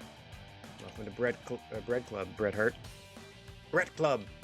And then Jeff Cobb, Seth Rollins. That should be interesting. Mr. Athletic Jeff Cobb, Seth Rollins. And then Sting faces the very personification of evil, Kenny Omega, Will Ospreay for the junior title. Be a banger. And then the only wet fart of a matchup on paper, Bad Luck Fale versus Bobby Lashley for the Hall of Fame Championship. No, I do not have like a thick Spanish or Latin accent filter.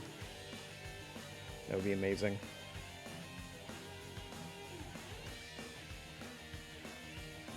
How about this? Does this work for you? It's a stink! That any good? All right. Good stuff. Let's get down to it.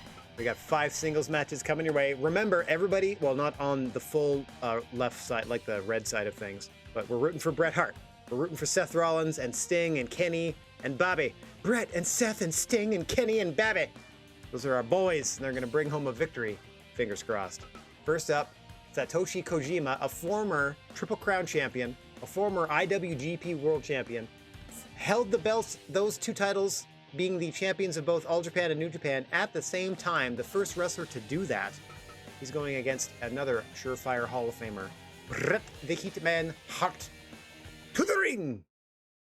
And then me, off of the screen. They let us book our own referee. So we got Mr. Bigfoot calling the action for these 5 singles contests. GWA versus New Japan Pro Wrestling.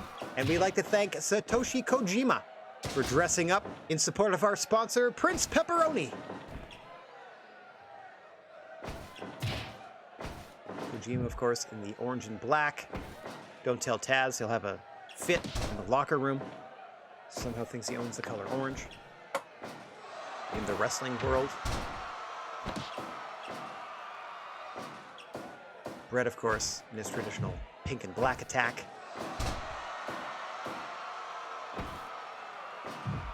Kojima will be looking for the cozy lariat, perhaps the cozy cutter. Bret Hart, of course, known for his 5 moves of doom and that sharpshooter.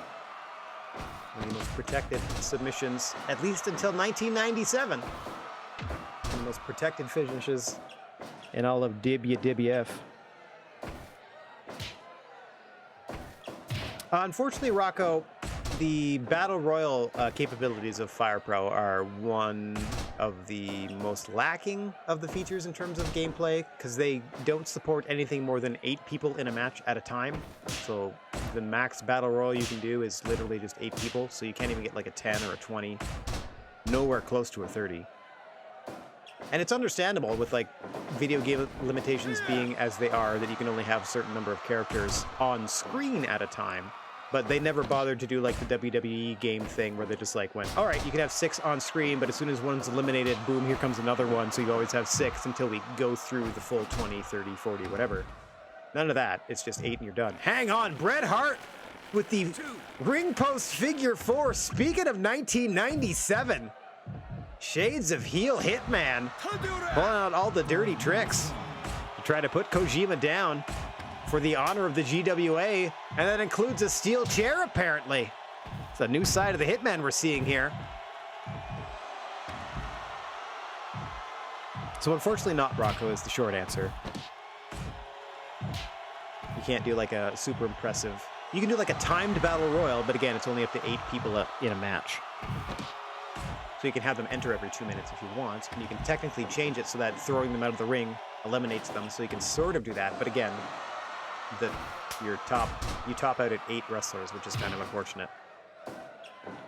You'd think it'd be so easy to just queue people up.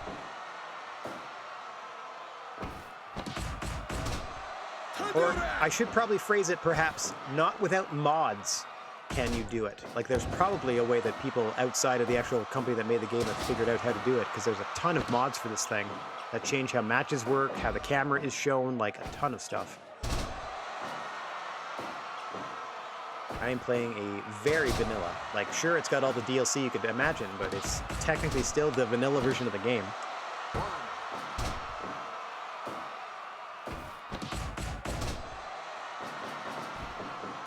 Koji off the ropes, that flipping senton splash.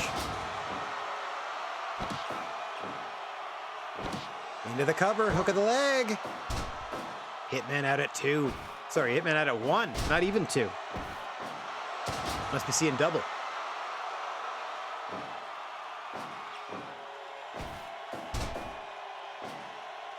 Oh, and a taste of his own medicine. Kojima with a version of the sharpshooter, or the scorpion deathlock, as we might see at a Stink later. The man, the myth, the icon, Stink. 10 minutes gone. As we pass 10 minutes, and once again, the action's spilling out to the floor here. Bret Hart definitely showing a more healer side in this one with a big pile driver on the concrete. Very, very thinly padded concrete. Continuing to work away at Kojima is the Hitman. Trying to wear his opponent down for that sharpshooter. Oh, catches him in a sleeper. He's not going to be able to get the submission out here on the floor, but that's going to wear his opponent down.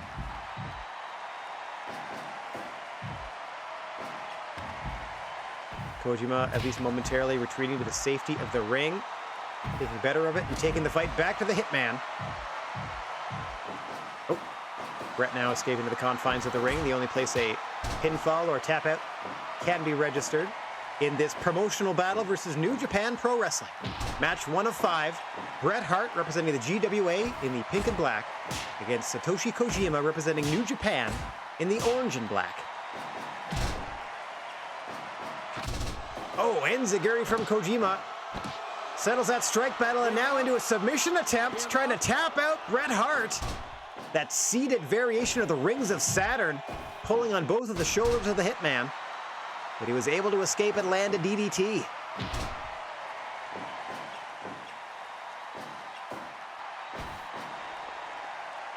Kojima trying to settle Bret Hart down, maintain his advantage here. Soften the man up for that lariat off the ropes. Bret Hart with a Russian leg sweep. Trying to cycle through his 5 moves of doom. Oh, turned inside out with the cozy lariat is Bret. But Kojima pulls him back to his feet. Off the ropes. Mistimed a second attempt. Now Bret looking for the right way. Oh, Koji cutter. Didn't quite get all of it, but a nice counter variety. Got it all that time. Did Kojima, and he goes up top. Drops the elbow between the shoulder blades and rolls him over for a pin. 1, 2. Bret's out at 2. Oh, scoops him up into the mountain bomb. Hooks the leg deep. 2. Bret's out again. Bret working those European uppercuts. Drops Kojima back to the canvas. Bret going to work on the legs. Thought he may have been thinking sharpshooter there. Not quite yet.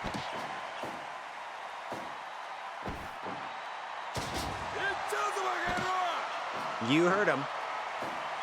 Kojima screaming madly at the crowd. Tiger driver. 1, 2. Hart's out again. Back to those European uppercuts. Just trying to slow Kojima down. Where's Bret going? Top rope elbow drop. Unfamiliar territory for the Hitman. Usually likes to use this second rope. Trying to position Kojima. It's very difficult to properly position your opponents in the southern quadrant of the ring, and the Hitman knows that. Trying to find a way to set him up for the sharpshooter if he gets the chance. Both men exchanging heavy shots.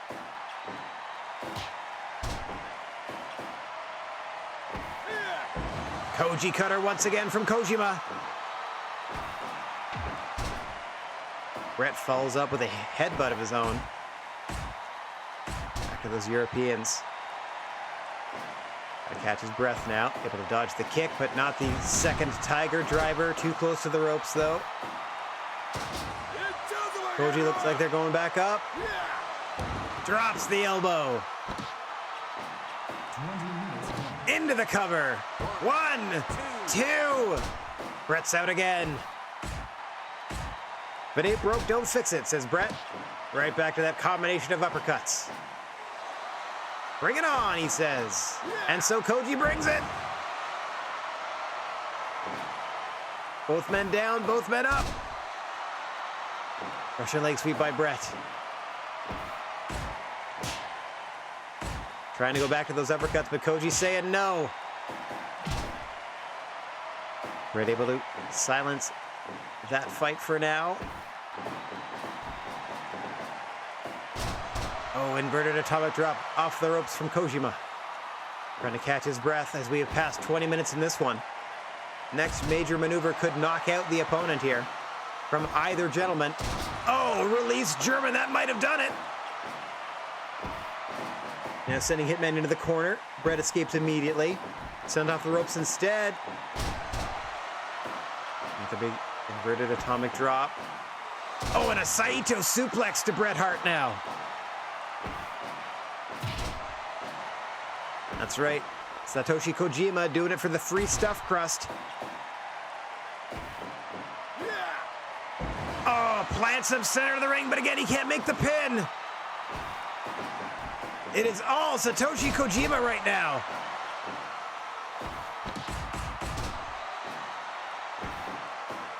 Oh, a huge spinebuster by Bret. Back to working the legs, but he's got to be thinking sharpshooter at some point. Pile driver.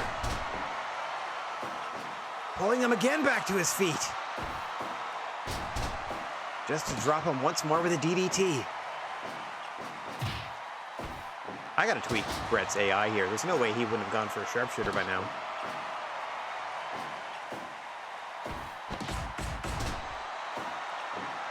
Kojima looking to get back in command here. Big back body drop from the Hitman. Back to those uppercuts.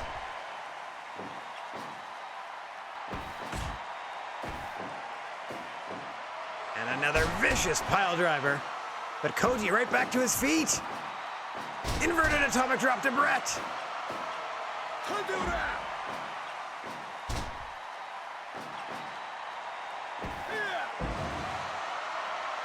Koji cutter, but he can't capitalize.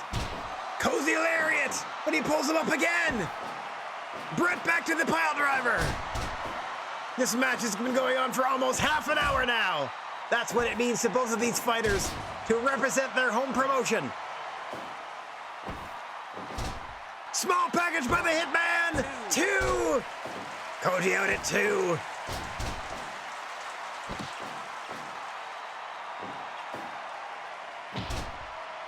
Big lariat, and then back to work on the legs goes Brett, but again, not quite time for the sharpshooter, and he might be running out of it. Brett fights his way back to his feet first, but he's dazed. Now he has a chance to catch his breath. Another Russian leg sweep, but again pulls him back to his feet. As a chop battle begins anew. The enziguri of Satoshi Kojima, spelling the difference. But Hitman, unabated, into the sleeper, and that will do it! You had to think one or both of these gentlemen was rife for a submission attempt as we headed toward the half an hour point of the matchup. Hitman not once attempting a sharpshooter, but good gracious, eventually getting the win with that sleeper hold. Oh, I guess he just had to drag it out to a 5-star 100% matchup first in typical Brett fashion. All right, so that also puts us at 1-0 for the GWA. Haha. 1-0 for us. So we saved a game. Match 2 in this best-of-5 series. Mr. Athletic Jeff Cobb going one-on-one with the Architect, Seth Rollins. Without any further ado, let's get down to the ring. Yeah, no free pizza. No free pizza. No stuffed crust for Kojima and the crowd. Oh, can get out of the way. Wah! Jeff Cobb in the black and gold singlet. Seth Rollins in the long black and red tights.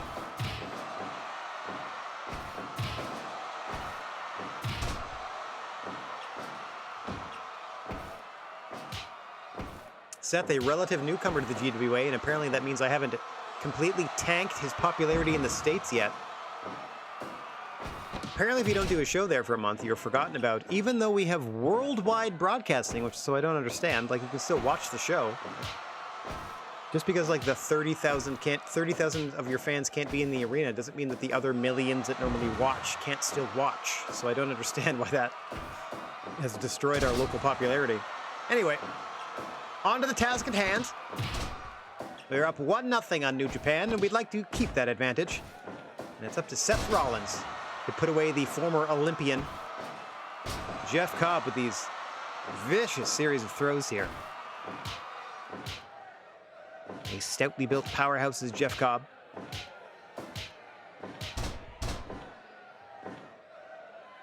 And they're against the Architect of the Shield. One Seth freaking Rollins, he of the silly suits. One of the handful of people rocking a silly suit gimmick in the modern wrestling landscape. What power there by Rollins. Getting the beefier Cobb up. Able to powerbomb him down and then into the Falcon Arrow. 1, 2. 2 count on Jeff Cobb.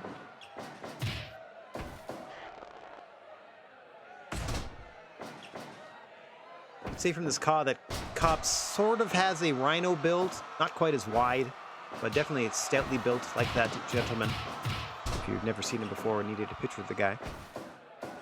But definitely a different type of approach to wrestling matches, whereas Rhino has his gore. Jeff Cobb has a great amateur background and can suplex you out of your boots.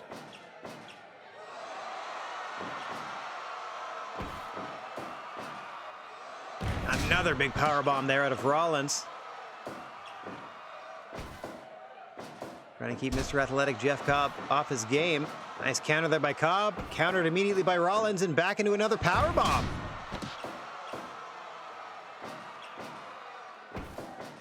Super kick by Rollins now. Hooks the leg deep. 1, 2. Almost puts Jeff Cobb away. Not even 10 minutes into this one. And has been mostly Seth Rollins. Rollins going up top. Frog splash. 1, 2. Cobb out again. Off the ropes. Ducks a big clothesline. Does not avoid the suplex that sends him to the floor. Rollins in the center of the ring now, just catching his breath. In comes Jeff Cobb with a nice exploder. Try and get back on track. Trying to steer the match toward his game plan, his pacing. Nice roll-up attempt, but too close to the ropes. Seth with a big clothesline. They set Jeff Cobb up for further punishment. Cobb says no with a big power slam. Jumping forearm in the corner. Oh, and then he gets belly to belly into the turnbuckle. Does Seth Rollins, but he's able to absorb that blow. Press slam into a power slam. Nice gut wrench there as well. Back into an exploder. Lots of suplexes on display by Jeff Cobb here. Rollins going right back to that power bomb at the 10-minute mark. Oh, diving European uppercut from Cobb.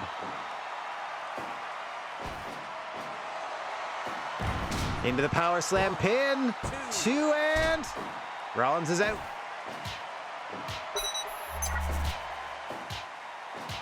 Hey, Gadgy, what's going on? Thanks very much for the raid. Hope everybody's doing all right. Thanks for joining us. We are in match 2 of a best of 5 series against New Japan Pro Wrestling. We took 5 wrestlers from the GWA, 5 singles matches against New Japan. Win 3 out of the 5 of them, and your promotion wins the promotional battle. Currently in the ring representing the GWA, we've got Seth Rollins in the long black and red tights, and representing New Japan Pro Wrestling, Jeff Cobb in the black and gold singlet. Thanks everybody for hanging out. What? Oh, just like that. What a beautiful suplex into a pin. Nice bridge there by Cobb, but Rollins able to escape at the 2.9 and then hit that running knee strike. But Cobb right back into that press power slam pin. Almost puts Rollins down. Hope everybody's having a nice night. Thanks for joining us. As we said, this is match 2 of 5 of our second card, so there'll be 3 more after this, including a couple of title matches. We'll close out our broadcast tonight. Hey, Tyler, what's going on? Nice to see you.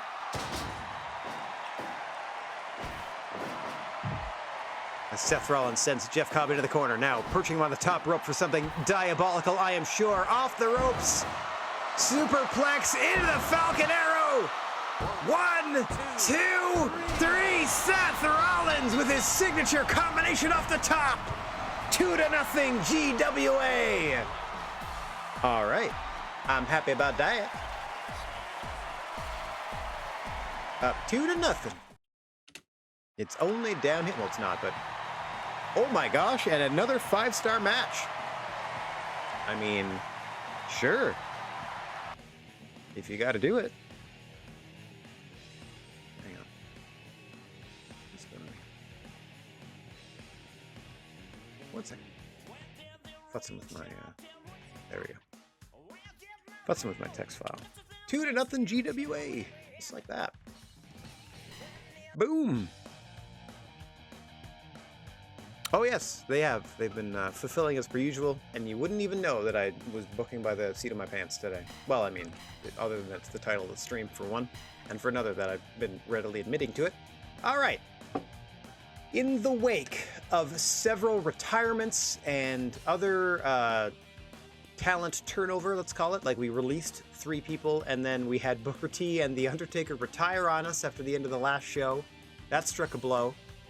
We went out and we hired ourselves Sting to take over the leadership of the Black Moon Fight Club for The Undertaker and just sort of fill that void of spooky old veteran in the locker room.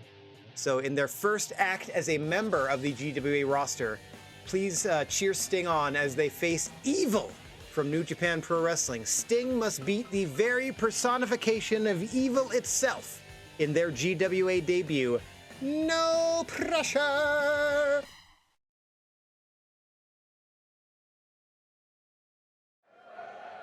As always, the creature on feature, the senior official here in the GWA, Mr. Bigfoot calling for the bell, and we are underway. Sting representing the GWA in the black and white face paint, long tights, and long singlet. Against Evil in the shorter singlet, mostly black attire. See some purple highlights in his hair, and also some purple decorations on the singlet of Evil, representing New Japan Pro Wrestling.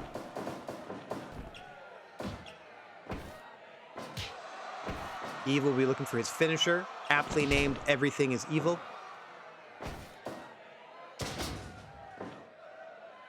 Kind of an assisted or guided SDO, or reverse leg sweep. Sting, meanwhile, will be using the Scorpion Death Drop, his version of the reverse DDT. Hang on. Oh, thought we might see it there. Or the Scorpion Death Lock. That looks suspiciously like the Sharpshooter. It was the Scorpion Deathlock, or it was the Sharpshooter, depending on which, if you were a WWF or a WCW kid. I wonder what the what the Venn diagram is for WWF versus WCW kids, and then Pepsi versus Coke kids, and then Nintendo versus Sega kids. Like, let's overlap all 3 of those things and see what's what, just for funsies. Nothing fun about this strike battle center of the ring, meanwhile. As Evil looking to establish himself and just choking away at the icon Sting. That's not going to win you the match or the hearts and minds of the fans at ringside. As the action is spilled out to the floor, and since we are under GWA rules, that means no countouts, no disqualifications. Fight as freely as you want until you return to the ring. Perhaps Sting stashed a bat or 2 under that apron. The apron skirt, I should say. 5 minutes gone. So we passed the 5-minute mark in this third of 5 singles contests. In a best-of-5 promotional war between the Gnarly Wrestling Isle and New Japan Pro Wrestling. The Gnarly Wrestling Isle currently enjoying a 2-0 lead. In the contest, big Fisherman Buster by Evil, looking to get New Japan on the board with a win against Sting. But the Icon no-sells and hits a big boot. Wonder if he's got the beating his chest taunt. Evil undaunted, working away here. Trying to wear the veteran down. Nicely done into the powerbomb, but Sting grabbed that bottom rope, broke the pin up before a single count could be registered.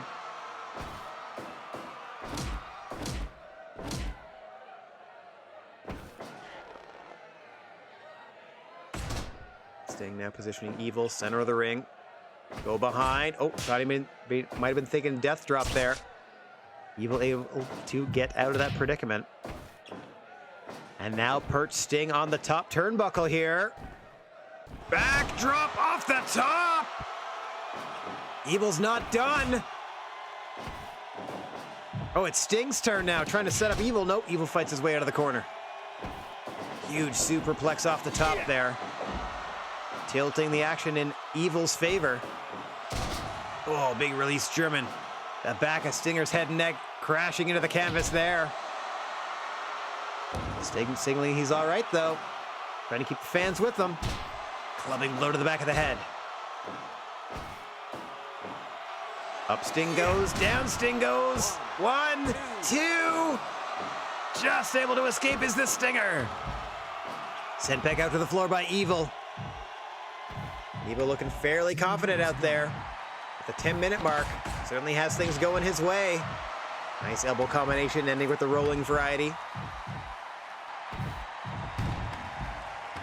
Stinger just whipping him into the guardrail there. There we see the Scorpion Death lock on the floor. It's not going to win him the match, but that's going to certainly hurt the legs and back of Evil.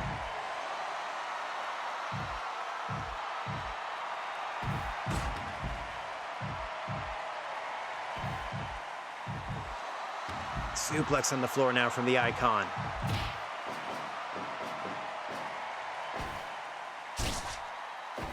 Evil just trying to smash mush the face makeup into the eyes of Sting. To momentarily blind him, allows him to hit that Fisherman Buster. Into the cover goes Evil. 1, 2. Sting gets out at 2. That was it. 1, 2. Sting's out again.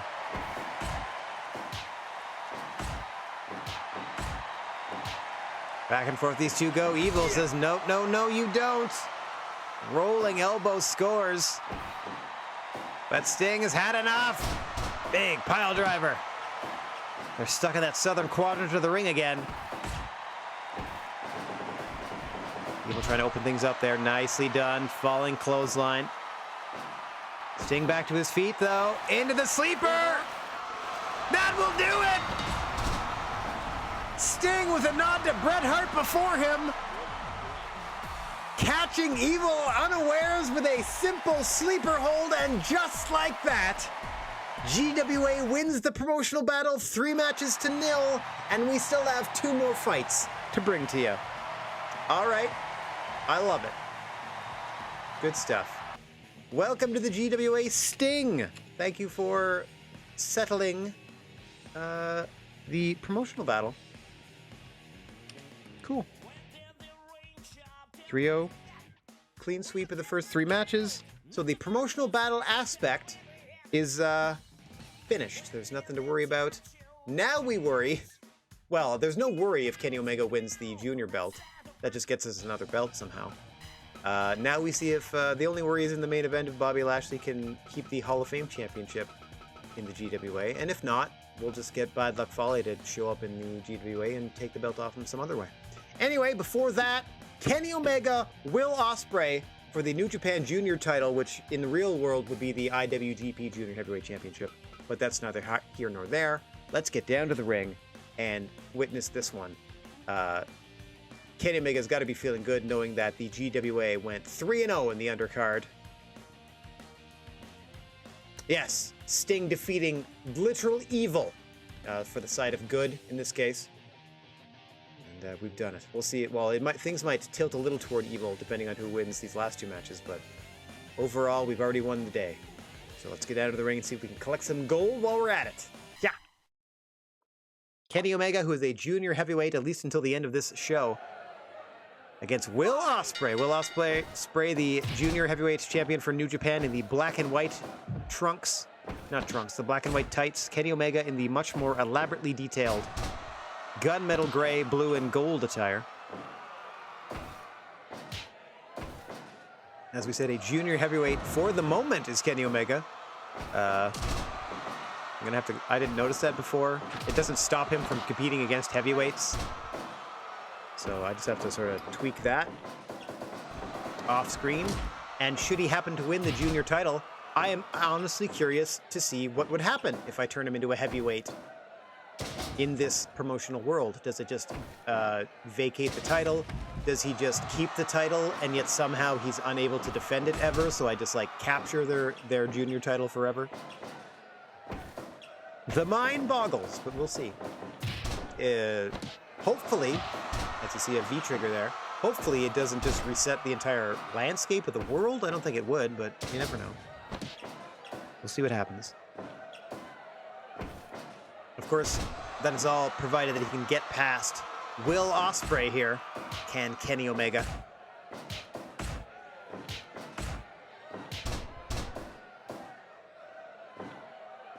Omega rolling Ospreay over to the center of the ring. You do not want to give up back control to Kenny Omega. Most of his most potent offensive weapons occur when he has back control. Hang on, V-trigger into the ropes by Kenny. Ripcord V-trigger that time. 3 in a row make it. Knee after knee after knee to the face from Kenny Omega. There's only room for one master of the V-trigger in the GWA as we have parted ways with Buddy Matthews. More on that as we fill the massive holes in the roster. As we had champions retire on us, so it's going to be a tougher road ahead to try to reclaim or try to get the top spot in this wrestling landscape. There, the Kotaro Crusher off the ropes by Omega. Coming back again with the 2 of them in a row. I thought he was going V-trigger, but 2 Kotaro Crushers in a row.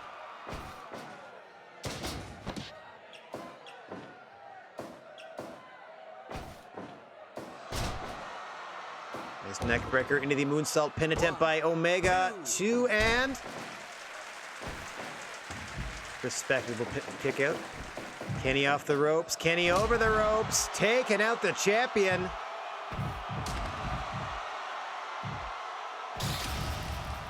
Hang on.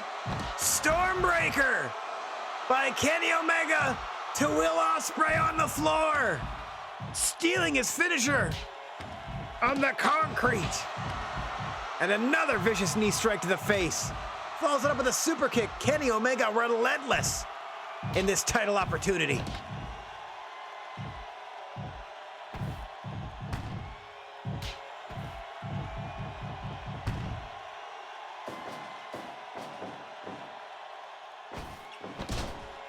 Drop toe by Ospreay, trying to get back in command here. Nice gut check time for Kenny Omega. Able to shrug it off though.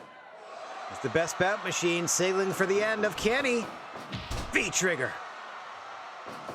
Kenny Omega gasping for breath, looking for V-trigger number 2, nothing doing. Ospreay dodges, goes back on the attack. Back control to Kenny. Ripcord V-trigger. Omega sucking wind though. Gonna have to create some time and space here to get his breath back. 10 minutes gone. As we pass the 10-minute mark, Ospreay not allowing him that opportunity, immediately locking in a Boston Crab. Smartly done there by the champion Ospreay. Trying to take advantage of the cardio conditioning, at least temporarily, of Omega, but it looks like he's caught his breath, has the best bout machine. And we fight on. Nice enziguri by Ospreay. Super kick under the jaw. V-trigger in the corner, and up goes Ospreay. Omega moonsault to the back of Ospreay. Omega gets up, but he's dazed with his own efforts. Big DDT by Will there. Giving up. Another Kotaro Crusher by Omega. Hang on. Back to gut check time. Those double knees to the sternum by Ospreay. Not having the desired effect, I must say.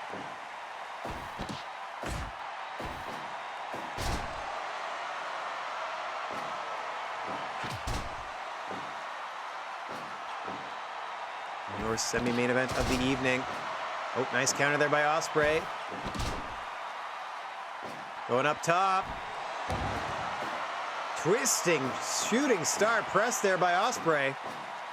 Rolling Omega into the cover. Omega out at 2. Ospreay on a tear now. Going back up top. Another shooting star. This time too close to the ropes. Allows Omega a chance to get back into this thing. Waiting for Ospreay to stand. Off the ropes now goes Kenny. Big V-trigger. Kotaro Crusher once again. Super kick by Ospreay. Up he goes. Waiting for Omega to stand. Diving cutter by Will Ospreay and into a cover. 2. Omega's out at 2.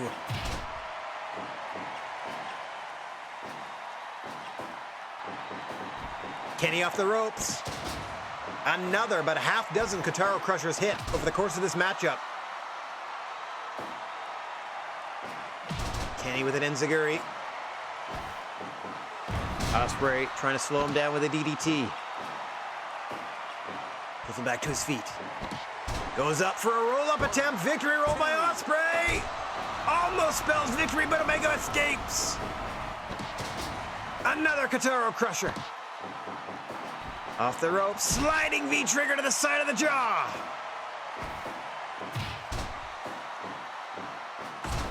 Oh, the hidden blade. Into the 054. Into the cover by Ospreay. 1, 2. Omega kicks out.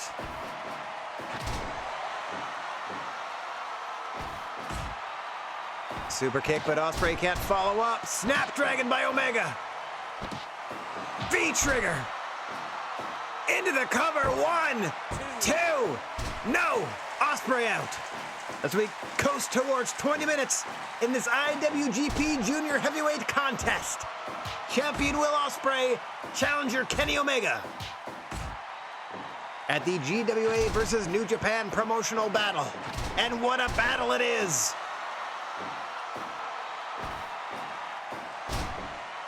Hanging neckbreaker by Omega, allows him to catch his breath. What does he have in mind for Ospreay? Haven't seen the one-winged angel yet. Haven't seen Ospreay hit the Stormbreaker. We've seen Omega hit it to Ospreay on the floor. Here it is. Oh no, able to counter. Omega gets countered in return. And still kicks it too. Off the ropes for a quick sliding V-trigger. Ospreay back to that DDT.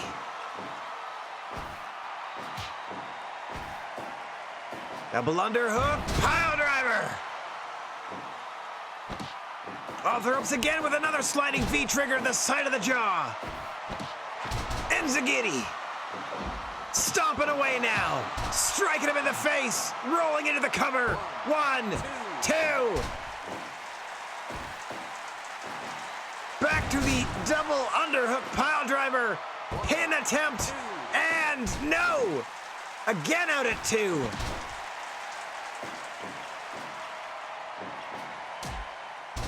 Kenny goes low. Not my favorite counter, but Kenny has to go low there. Ospreay trying to fight him into the center of the ring and away from the ropes.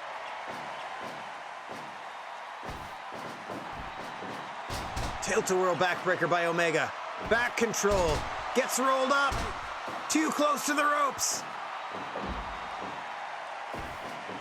Super kick by Ospreay. Drop kicks him toward the center of the ring once again. Trying to set him up now is Ospreay. Omega counters with a neck breaker.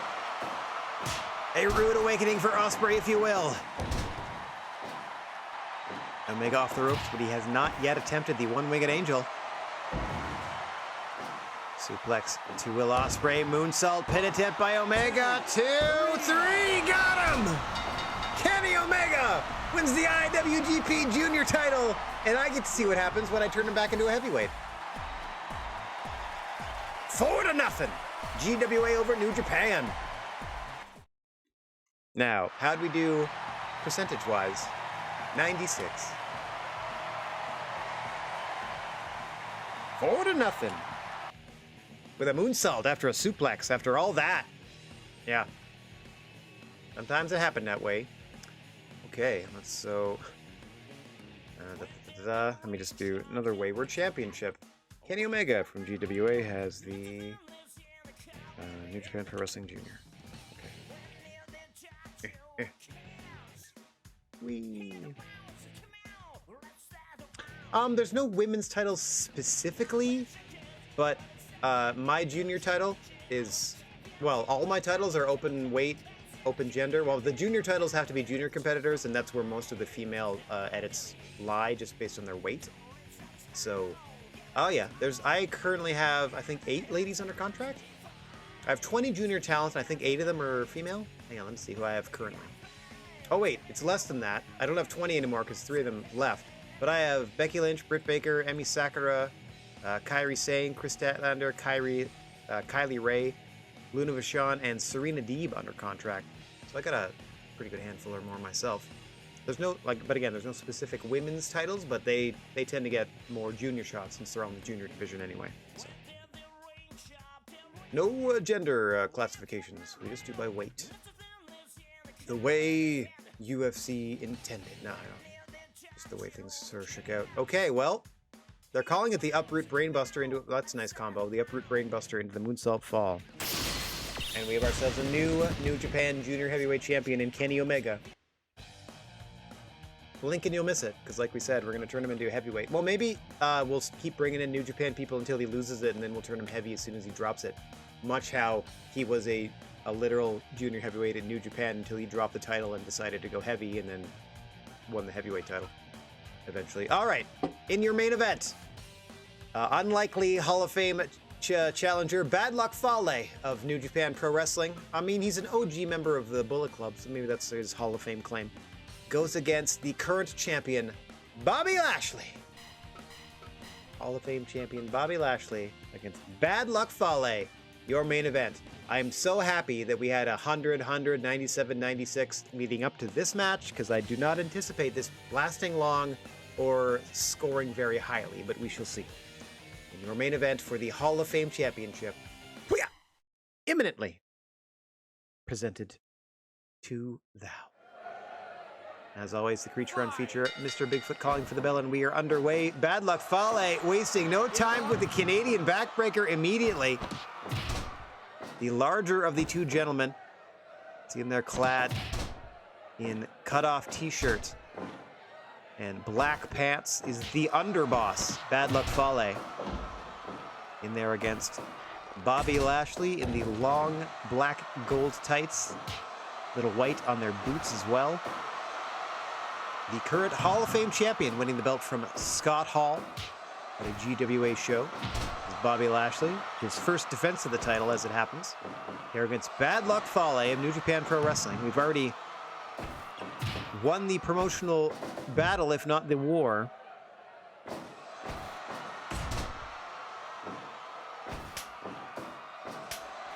We see Bobby Lashley here just sort of slowing down things against the underboss, transitioning from submission to submission. Nicely done. Bit of a dragon sleeper there from Bobby Lashley, the almighty one, representing the GWA and the Heat business as the Hall of Fame champion in this matchup here. Tonight's main event on what looks to be a slightly shorter broadcast than our normal full 3 hours plus. Nothing wrong with that every once in a while, as you see Fale trying to keep things grounded, trying to keep things slow, a very methodical pace out of the underboss. Very kind way of saying that they are kind of a large lump in the ring. Not overly agile or strong or much of anything.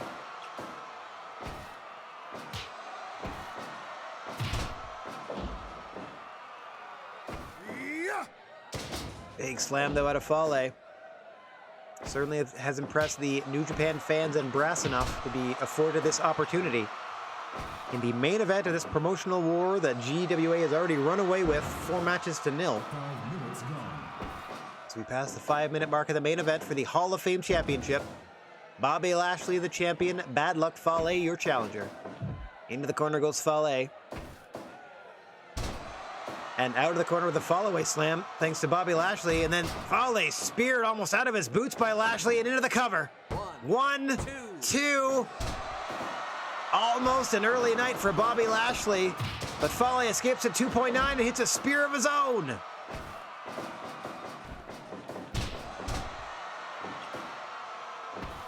Fale unable to follow up right away. Back to work goes Lashley. Fale trying to slow things back down again. Like we said, he's going to use that glacial pace of his.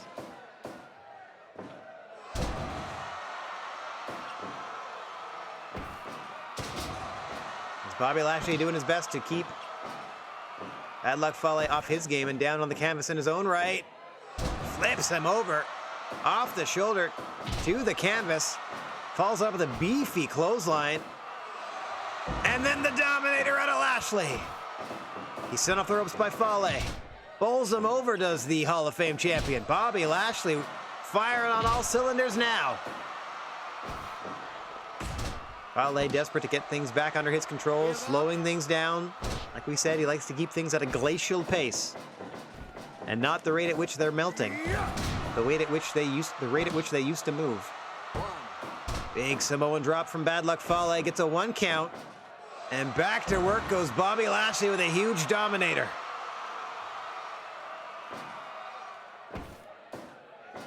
Running power slam by the Hall of Fame champion. And then one from Bad Luck Fale in response. 1! And 1 is all he gets at the 10-minute mark as the fight rages on.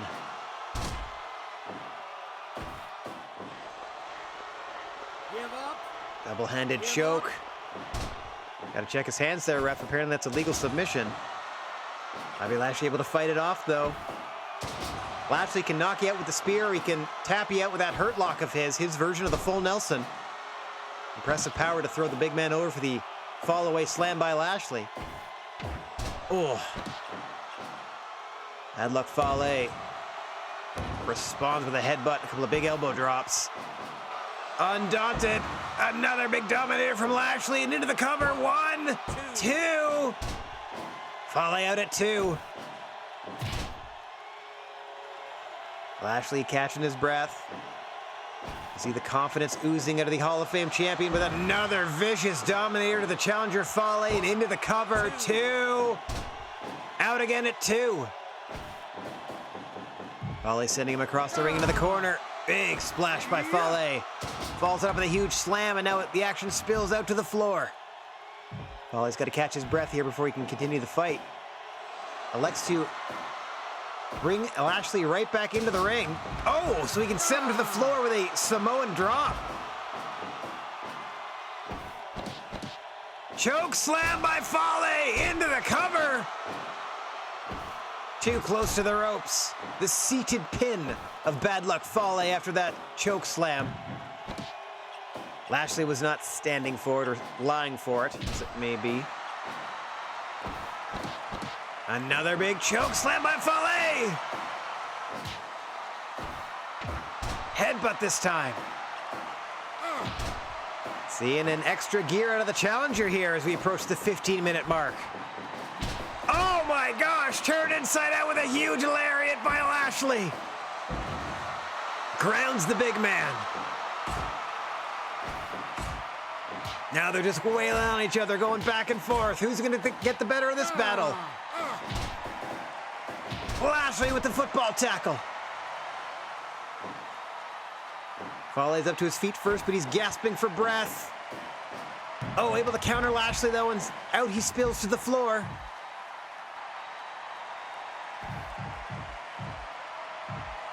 Oh, nicely done. What another power move there by Lashley. And into the hurt lock on the floor. That's not going to win you the match.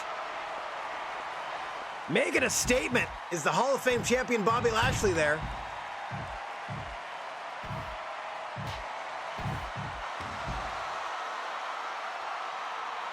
Not quite as good a statement as he'd make by winning the match straight up.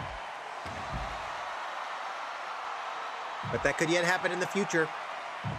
Fight's going to continue on the floor, but there are no countouts or DQs until both of these combatants decide to return to the ring. Nothing the ref can do about it.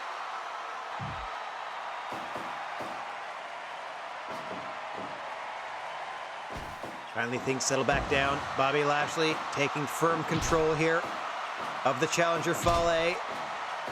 Pair of vicious, almost a trio of vicious clothesline, but Fale ducks the third. Sends Lashley all the way across the ring into the corner post. Another big Samoan drop by Fale. Got Lashley in an awkward part of the ring here. Lashley fighting his way out.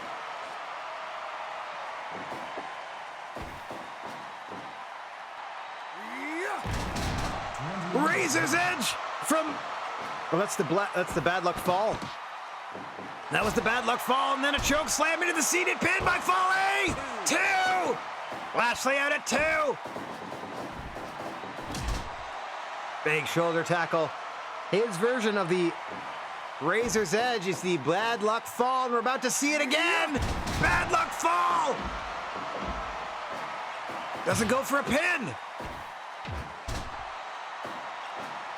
This is Fale's moment, but he's not trying to seize it for some reason.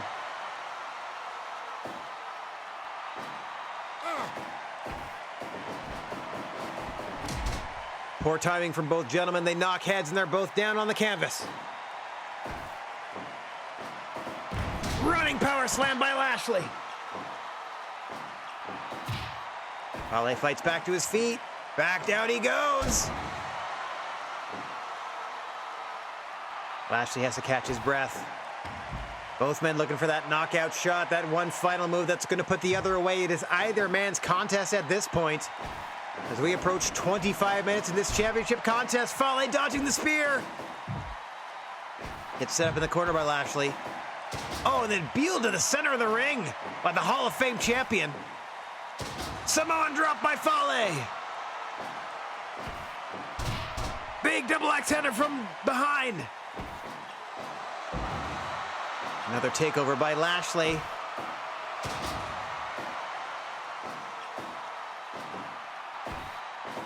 Off the ropes goes Bobby.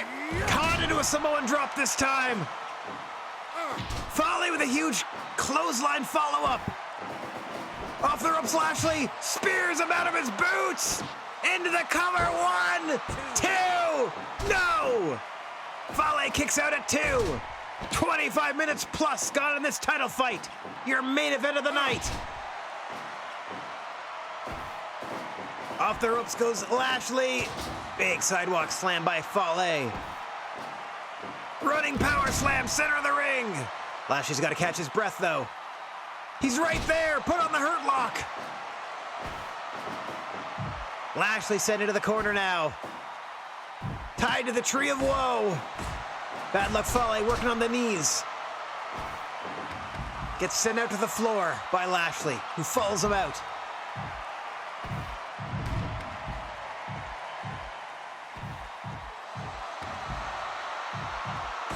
This match has included a lot of floor play, and it's taken me 2 years to come up with that pun. It just came to me now. A lot of floor play in this matchup.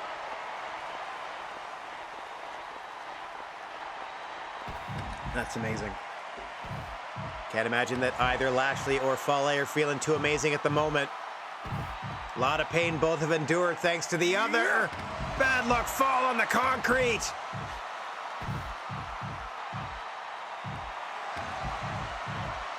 Oh, clutching at his neck is bad luck Fale. Fall away slam into the guardrail by Lashley.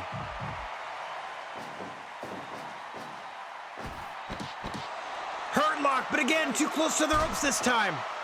Last time it was out of the ring.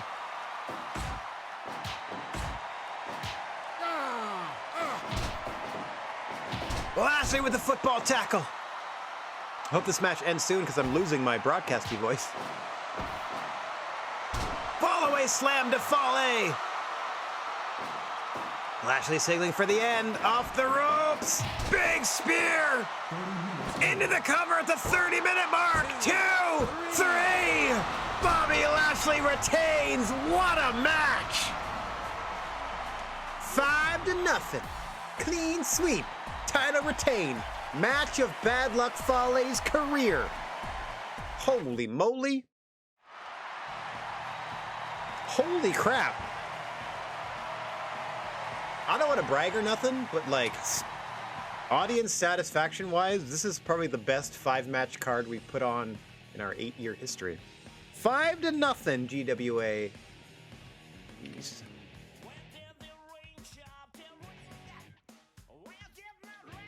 All right.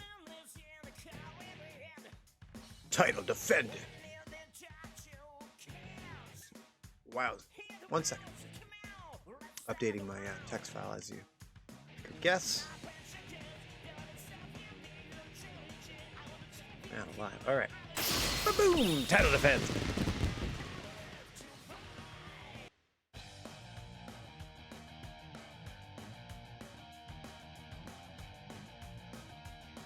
My apologies. Sometimes I must turn my head away to cough or spit or something.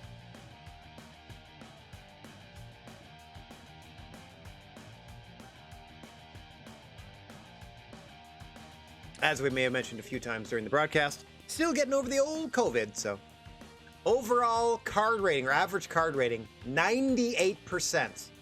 In front of 14,000 strong, not quite 15. Looks like some people left.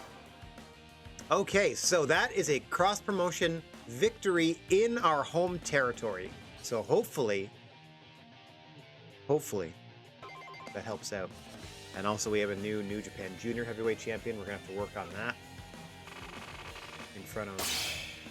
Pretty good. Pretty good. Volador is a new CMLL champion. Congrats. Anything else? That's it. And we made ourselves just over $1 million on that show. All Japan doing a singles tourney. Any other news? Any other surprise retirements? Do you want to... Okay, looks like we found Angel Garza or Hector Garza in Latin America, one of the Garzas. Mandy Rose from WWE wants to come in. Sure. Sure. Come on through. Okay, I have to change the rules back, and I have to do that Mandy Rose is in. Okay, so I added those. Save this real quick. The only other thing I'm going to address before I log off is training center maintenance, which I always like to do immediately. Okay. Alright. So the only thing I can't still improve are the rec room, which helps us it helps us scout wrestlers easier. And the gym itself, that increases our roster size, but our maximum roster size is already currently 52. And I didn't intend on having a roster larger than 50. So that's just kind of like, you know, throwing money at it for no reason. How do we do merchandise-wise? There we go. See? Blew out of that. Blew out of most of this. Got rid of the rest of the masks that we needed to sell. Some of the lighter stuff can still stay. So now I don't really... Like, if I do a smaller show, I'll do, like, more of these other things and maybe not so many t-shirts and towels. We already have a few in stock. Did I see what I think I just saw? Look at that. We won a promotional battle and we went up an entire letter grade in America. We're at ACBD. Just like that. So it's America, Japan, Mexico, and then Europe are the 4 different territories. And we are an A in America, a C in Japan, a B in Mexico, and a D in Europe, because we've not run a show in Europe at all. We started branching off into Mexico more than like 3 years ago or so, and we're up to a B there. We were at an S tier in America, and I think if we stay here a couple more months and just run a couple more shows, people will remember why the GWA was the #1 brand. But up until then, well, let me just do this. Drew doesn't like their pay? Okay. We also have to deal with, you know, people's salary expectations and stuff like that. So Drew, who's already making more than the $5,000 minimum. Now, once they get the $5,000 minimum and they complain about their pay, or there's rumors that they have issues with their pay, they get baby raises and not the big raises. CM Punk wants more money. He always wants more money. Like every 3 months, he's like, oh, I need a little more scratch, like whether he works or not. So, smallest raise I can give you. So I'm trying to keep everybody happy. Let me do the consultations with the ones that I know are already under $5,000. Just try to get them there. So I gotta keep working on them, like Kylie. Hi, there you go. Now you're over 5. Awesome. Everybody else is good. So, oh, Britt. Hey, Britt. There you go. Now you're getting close. Everybody else. Good Britt. There you go. Oh, Emi Sakura. There you go. Get closer.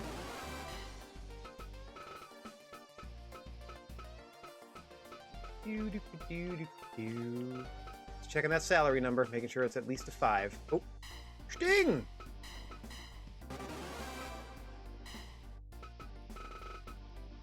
The new leader of the Black Moon Fight Club. Didn't even have to change the name, really. It still sort of fits. Okay, there we go. Okay. So that is all of the voluntary raises. Now let's see if they actually, like, if anybody else still has... Yohei wants more money. Like, there's still going to be some people that are like, well, they get raises. Why can't I have a raise? You got it, Yohei. have a couple extra. Oops, come here.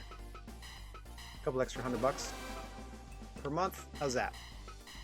Gotta keep the troops happy. Personal advice. How we doing? Mike Awesome wants more money. Sure. Consultation. It's not the most exciting way to end a stream, but it's stuff I do to make sure that I have it done by the time I load the next stream. So it just kind of keeps me honest in a way. Abyss wants more money? Sure.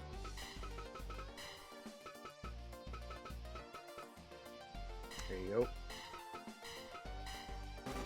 little more cash for you. Sid Vicious. You know what? I don't have a Sid Vicious. Because, he's not, for whatever reason, I don't think he's in the WWE Hall of Fame, which is ridiculous to me, because I'm currently rewatching, like, regardless of the time period, I was going to just, like, say, like, in 95, he's, like, the highlight, as, you know, a lot of the stuff about the promotion is kind of hit and miss, but Sid is always, like, no matter where he is, what he's doing, Sid is always awesome. Like, he was always, like, the highlight of whatever segment he was in. He was always, like, just the presence, like, I don't know what it was that he couldn't commit to or didn't want to commit to, or whatever reason that he, like, didn't do business. Like, he should have been a way bigger star, is all I'm trying to really say. Like, he should have been, he already is, but he could have been even bigger, because, like, he just has that crazy, like, not, I don't mean crazy, like, he seems like he's insane, even though he's Psycho Sid. I just mean he just has that it factor in spades, and it had, if he was, like, 6 foot, I think he'd still have it. But he's, like, the mountain of a man that he is, and he's got it. I think it's just this weird physical charisma that it would be, just the way he carries himself, the way he blinks and sweats at people, all that stuff. All right, personal advice. I do not have a Sid. That is a glaring error. I should probably add him in somewhere. Let's see. Eddie wanted more money? I saw there. Eddie, you're already making... There you go. You're making money. Now you can make more. All right, anybody else? Holy crap, there's a lot of people this time.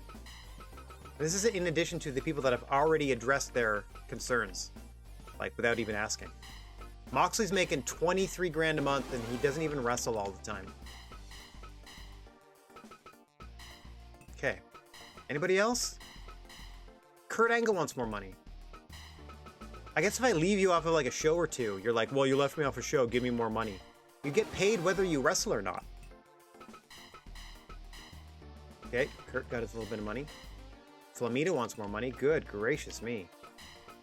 Anybody on the roster not want more money? That would have been a shorter list. Yep, there you go. A little bit of a bump for you.